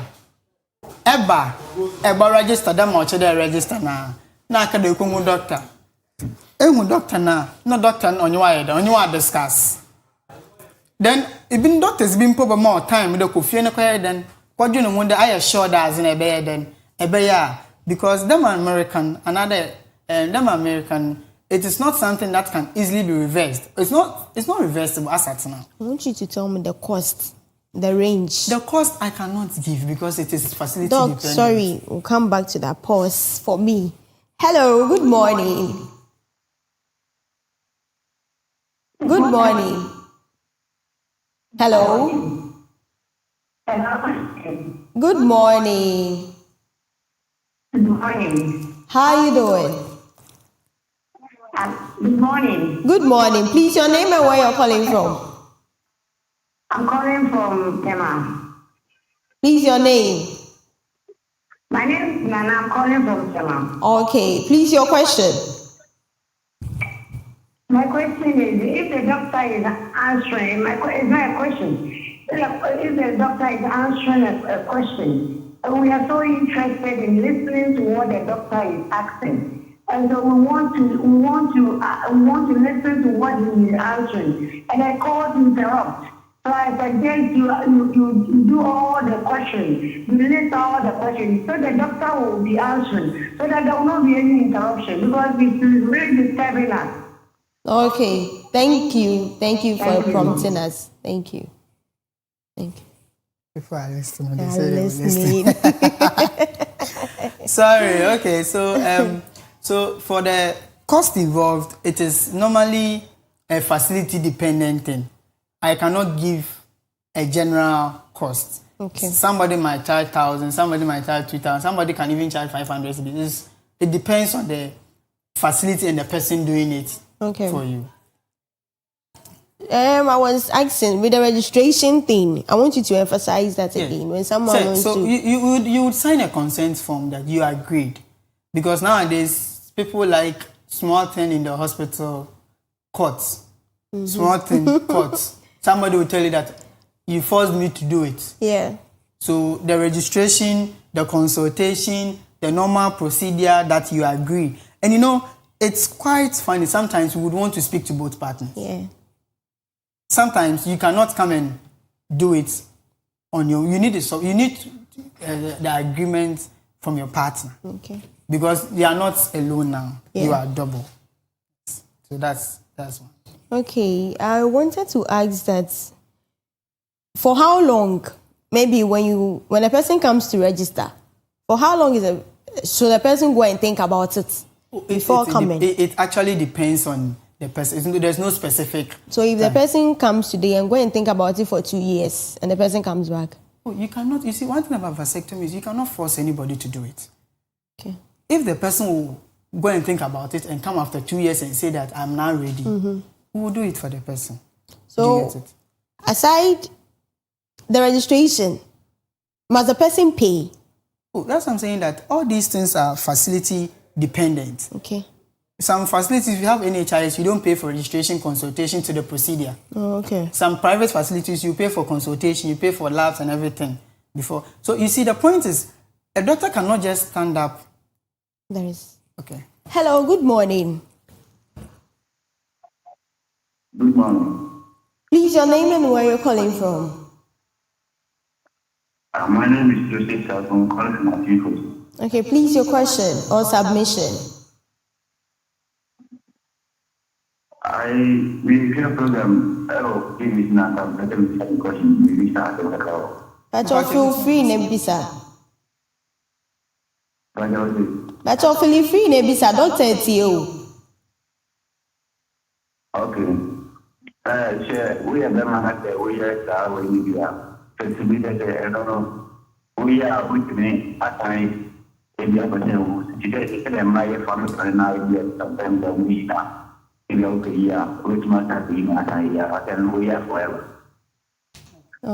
Doc, please, you didn't hear what you said. Yes, me say the okay, the thing say family planning no. Say uti a hyese na me gidi say be a 1 month term, but the thing say ye wo dia ye for a short period, na ye no for a long time. Nti for mba dia na o kan say short period dey na bi wo ho obi wo ho 3 months, obi wo ho 6 months, obi wo ho 3 years, obi wo ho 5 years.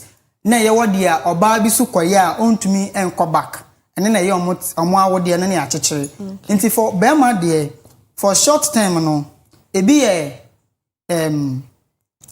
condom withdrawal no. Ene ye obetumi a reverse say okay sisi am share condom bio because me pese me wo. O ebi sisi am ntu free me bio because me pese me wo. But so ko vasectomy na just why wadwin say wonya den unwu bio. Okay. Nti say wonya wadwin say internet say enya ade a obi abetumi afọ so say ye vasectomy. Nti say wonya wadwin say unwu bio a doctor no be cheche bibie mu ade ayeden ade amaw. Doctor bia ni obesore so nsem se besen me ko vasectomy. Upe 1 month kra na wo de adwen ho a obenya abotra ma wo de ayeden wo de adwen vasectomy procedure no enya emergency na doctor na ede minka yeden Aye. Uba kora 1 month, obetumi aka cho sem bese me in the next 2 weeks. Washada. Obese otna se ampara opese wo ye den. Wo ye nti se wo ye vasectomy na, wontumi enye den. Ensan so enkoye enko back. Nti se wo ye wadwen amenye because sebio enchena na nse obi a de ensam kokos. Nti me chirema chirama ukohia madam for doctor bia wo ma ne ho enye den enchire no because oyama wa wo nya de unwu bio sebio or tricross of the tubes no ebebom a anhwe kra still untumi nya den enwu bio nti se wo nya wadwen a menye. This question there is like it's really important to some people. A message here says, "Good morning, Koko Digest. After vasectomy, is it possible to reverse the procedure and restore fertility?" Oh, and one of me and say vasectomy no. So we are necessary vasectomy, and when you do the vasectomy, the probability that you can give birth again is extremely very, very low. Okay. That is why we reserve vasectomy for people who have decided that they don't want to give birth. They don't want to impregnate any woman again, or they don't even want to impregnate their partner again. Just like one person or if you don't want a woman to give birth, you let them go and you agree for them to do the tubal ligation. Okay. The same way that they cannot give birth, it is the same way when we do the vasectomy, you cannot impregnate the person again. Okay. We have another one here. He said, "Hi, I'm Abna from Adenta. I am enjoying the show. You are really doing well. I want to ask if the process in vasectomy can cause death or it is 100% safe." Oh. That's the first question. Let me take one. Take one. So, for vasectomy will not cause death. Okay. Vasectomy will not cause death. If death will come, it will be as a result of maybe other complications. But for immediate complications, vasectomy, maybe when they are done with the procedure, you might have some pain, you can have some reddening, you can have some swelling and other stuff. So I trying to say that there is no side effect. The side effect is what I'm talking about. Yeah. You have some pain, you can have some swelling, you can have some reddening. Sometimes some people don't take very good care of the wound, then the wound can become infected. They are very, very rare. Hardly will that thing, those other side effects happen unless we have other side effect, but it doesn't really. It's 0.something%. But the main issue will be pain. Okay. When you are done with the procedure, it will take some time before the pain goes back. And sometimes too, you see, there is a procedure where sometimes too there can be some recanalization. Like recanalization is when the tubes go and join back again. That one you can't really explain what happened that the tubes went to join back again. But hardly, rarely does it happen. When we like it, we like it. Okay. So I want to ask, with the pain you're talking about, is it going to affect the waist? Or? No.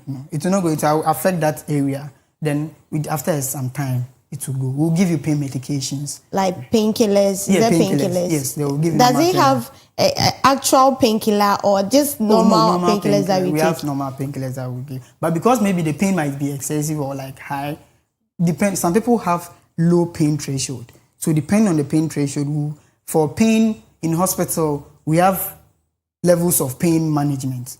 The work that a morphine can do is not the same work paracetamol can do. Okay. So if somebody has had an accident, you can't give paracetamol and expect the person to stop feeling the pain. We will go high. So like we have our own, we use the normal own way of dealing with the pain.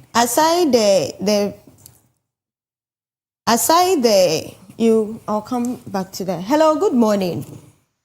Morning, please. Please, your name and where you're calling from. My name is Patience. I'm calling from Savannah region. Okay. Please, your question. As a lady, when you do the family planning and you are breathing too much, what should you do? Okay. Thank you. This one, there's free consultation. Don't pay. Yeah, please. After that, kindly send the consultation fee to Momo to the number you just called. They will give it to me. Okay. All right. It's 1,000 cedis. It's 1,000 cedis. Okay. So as a lady, when you are doing family plan, when you do family planning and you are bleeding excessively, the best thing you have to do is to go back to the facility that did the family planning for you, Okay. for an action to be taken. I cannot sit on air and give you what can be done. It depends on the state. It depends on the type of family planning that you did. That's why I was telling you that for family planning, you need to be counseled. It is not a sit and take affair. Because there are some family planning that females will take and they will not even menstruate. But if the person understands that it is because of the family planning, that's why I'm not menstruating, that is why I see small dots, the person will not be bothered because the person knows the source. So for the caller who just called, if you are continuously bleeding after doing family planning, it can be another thing. It can even be that it is not a family planning. It can even be that it is fibroid. It can even be that it is something that is different. So the best thing is for you to go to the hospital so that they ascertain that definitely or this precisely it is the family planning that you did that is causing the bleeding. Then an action will be taken. With the family planning, what the lady said, I wanted to ask that at what age should a lady have a family planning? So that's what I said. Family planning has no age boundaries. If you are 14 years, at 14 you've already given birth to two children. Females' family planning being removed. Yes. Can it be removed? Yes, we have ones that can be removed. For example, the jadel, it can be removed. The implants, it can be removed. Okay. Do you get it? Yeah. Intrauterine device, the implant one, the woman, it can be removed when you are ready to give birth. And we have some people too that say that after family planning, they'll start gaining some kind of weight that... You see, family planning we have two methods. The hormonal one and the non-hormonal one. Okay. The hormonal one plays along with your hormones, so a lot of changes can happen within you. That's what I'm saying. It needs counseling. If you understand it, you will not be bothered. That's why I'm saying that if somebody is taking family planning because it's becoming fat and you don't like it or it's becoming, just go to your facility. They can change it for you into another form. So let me just chip in this. For our viewers, I want you to understand that family planning, let me group it for you. Mm-hmm. We have temporary and permanent. Mm-hmm. The temporary ones, let me take for both males and females. Okay. For temporary ones in females, we have the depot, which is like the 3 months injection. We have the jadel. We have the implants. Yeah. All these things can be reversed. They are temporary. Just that they can last for a number of years, like a few years. After 3 years, if you still want to maintain it, you need to change it. Okay. So that's the temporary one. And for the permanent one, sometimes we can tie the tube. We can tie the tube. Sometimes some people even tell you to remove the womb. Hey, how? So that there's no womb to even get pregnant. Hey. So that one is an extreme. Yes. Like it's people also prefer that. Wow. So these are the permanent and temporary ones. So if you go and do the tube one, you cannot give birth again. Entumu wubio. Ekwane ye wofran echiche wa woze. Ekwane ye chiche wa woze na. Entumi nye den en wubio. Nti ansa na ebokode won chiche wa woze na you sure there enye den en wubio. That is for the females. Na yembra mbenyimfo no so wondo. Say ye benyin na se mpede enyin se ne besi anade woyira. If you are a male and you don't want to give birth, you can employ the temporary and permanent methods. For the temporary methods, if you know that you will give birth eventually. Okay, pause. We'll come. The topic is really getting interesting, and I'm really loving it. Hello, good morning. Hello, good morning. Please, your name and where you're calling from. My name is Sefa. I'm calling from Accra. Okay, please, your question. I want to first congratulate you for the topic you're discussing. My question is twofold. For us as Christians, the Bible says that God said we should go into the world and multiply. Why are we intervening in God's plan for human generation? That is one. Number two is the fact that the body has been created to work in certain manner, just like a car, where you have the kind of chain that connects petrol from the tank to the carburetor to the engine. And so if you should divert or what do you call it, cut the pipe that transfers the petrol to the carburetor, it means that the car will not work. And so if we alter the mechanism, how human beings are created, are we still saying that it has no side effects? And the final question is that in considering a vasectomy, do we have to pay attention to health conditions? For instance, people with hypertension and diabetes. Thank you very much. Thank you. Thank you. So the first question had to do with the biblical issues and the spiritual factors. Vasectomy is not by force procedure. Nobody will force you to do vasectomy. Okay. And in our religious life, everybody has his or own beliefs.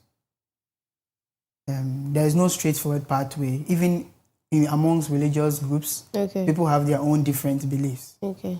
So to answer that question, I would say that, I don't want to sound anyway, but I would just say that nobody forces anybody to do vasectomy. Okay.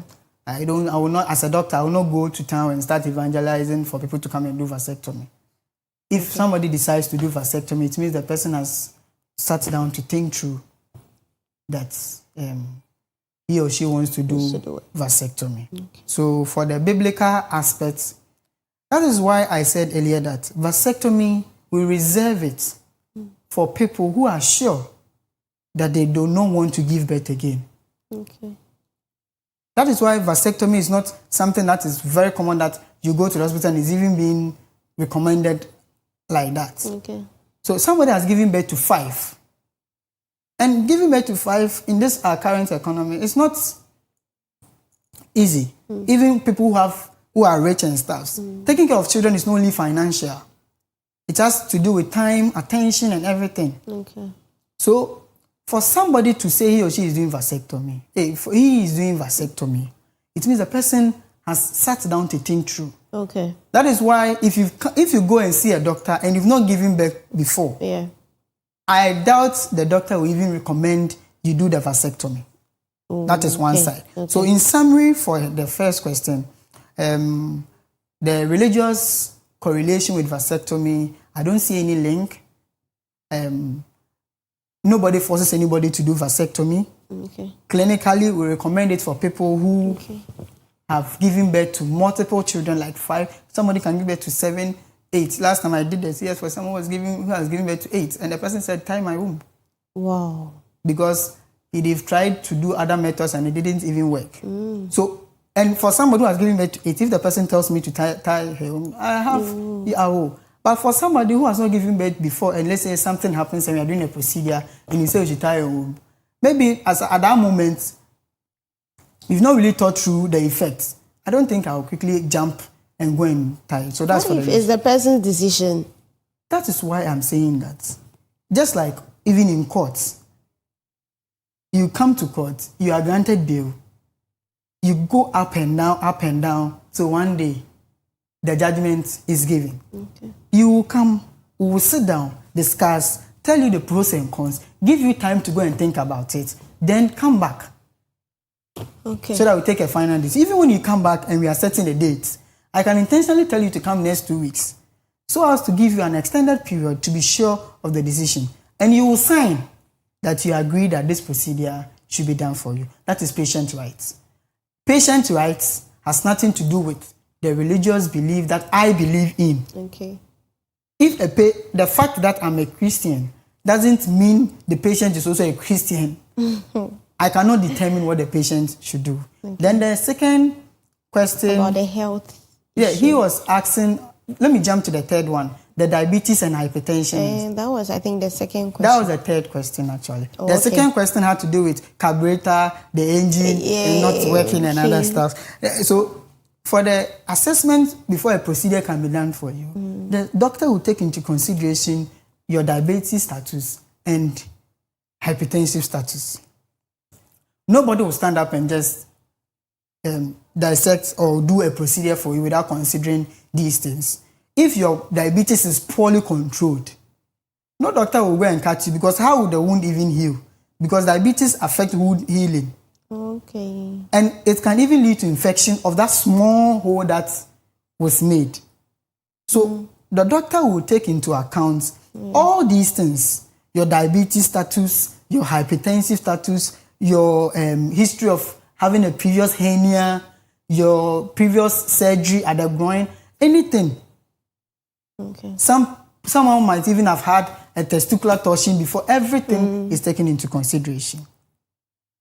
And the second question was altering gauze production and the carburetor and other stuff. If the caller listened to us, we said that what we are just trying to prevent is the sperm from getting as part of the semen to come out. Your semen is still produced. The sperm does not play any role in the man. Okay. So the sperm not coming out or not going into the ducts will not affect any physiology of the man. Okay. That is what I want to. So once the sperm is blocked, it just stays in the testis and epididymis. All right. No torsion with the body, apoptosis, that is cell death and other stuff will go on. New sperm will be produced. So the semen will still be produced by the seminal vesicle. The prostate will produce some of the fluids in addition. The bulbourethral gland will also produce fluid in addition. And still, when you have sex, you ejaculate. You will have that good feeling that you still have. The only limitation is that the fluid that is coming out now does not contain sperm. So it doesn't affect any physiology of your body. Okay. The brain, the hypothalamus will still produce the gonadotropin releasing hormone, which will stimulate the production of FSH and LH, which will still go and stimulate the testes. Please, I beg, I'm coming in. I think that is going to be our last caller for today. We are about wrapping up. Hello, good morning. Hello, good morning. Please, your name and where you are calling from. My name is Sabina. I'm calling from Adenta. I want to ask, doctor, if vasectomy takes place or is being done, what is the position the person is recommended to sit? Meaning that you can't sit down, you have to lie down, and for how long? And also, when you're done with the vasectomy, how many days or years or months will you be advised to continue sex if you want to? All right, thank you. Thank you very much. Thank you very much for the question. So, to delve deep into the first question, the first question has to do with how you sit and stuff. Vasectomy is not going to affect how you sit. Okay. If you saw the image, and I wish our producer will will display the image of the vasectomy that was being done, the image where the small incision was being made, and for our viewers to appreciate it very well. The other image where the operation was being performed. So the incision made is a very tiny incision, as you can see on the screen. It is not like you are going to open up a very big space. Okay. The whole point is to make a very small incision, locate the vas deferens, and cut and suture both ends. So it's not like we are going to open up the scrotum. Okay. Nobody is going to open up the scrotum. A small incision is made. When the incision is made, the vas deferens is brought out, as you can see on the screen, then ligated, then sutured at both ends and placed back. That is it. Then the skin that was cut is sutured back. So it really, and at that point you are under anesthesia. Like a small anesthesia will be made at that region. So you will feel the pain. When you finish or when the anesthesia goes off, now you feel the pain a little. but it will not affect the way you sit. Someone who was asking that, for how long should my husband wait after vasectomy to continue sex? Yes, that is why I'm saying that. There is not really a specific time. It depends on arrangement between you and your partner and how, let me say, when last you even had sex or ejaculated. All these come into role. If let's say somebody, the last time the person had sex was like a year ago. Okay. And has not ejaculated in a long time, when this procedure is done, after a week or some days, depending on the arrangement, we will do semen analysis. It is only after semen analysis that the doctor can now tell you that, oh, when we examine the fluid that came out of you, there is no sperm inside. So now you are free to go.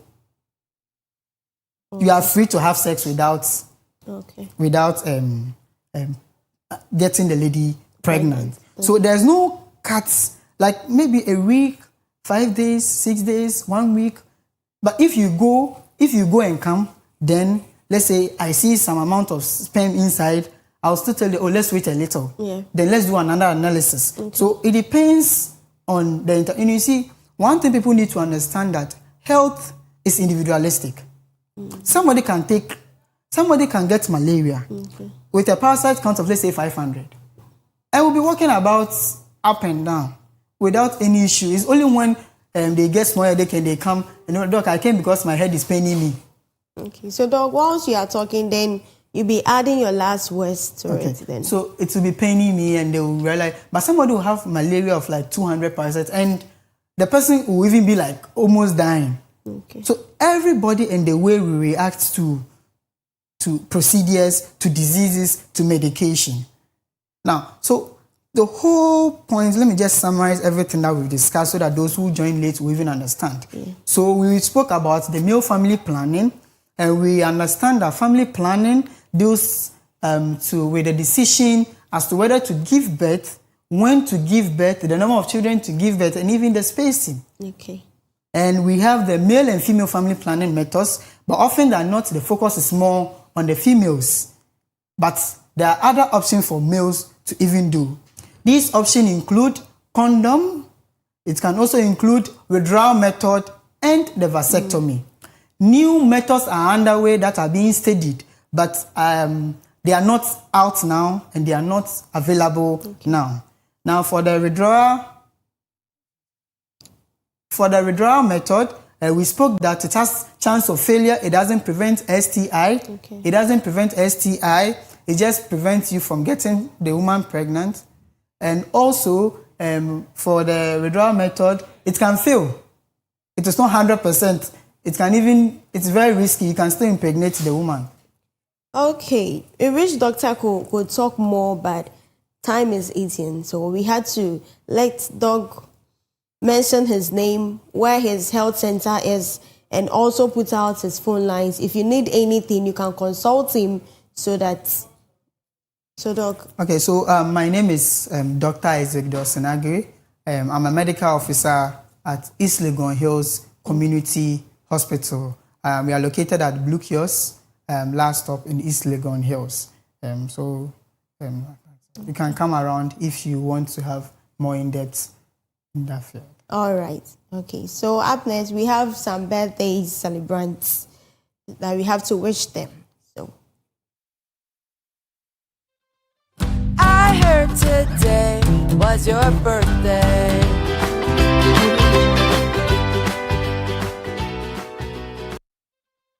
I heard today was your birthday.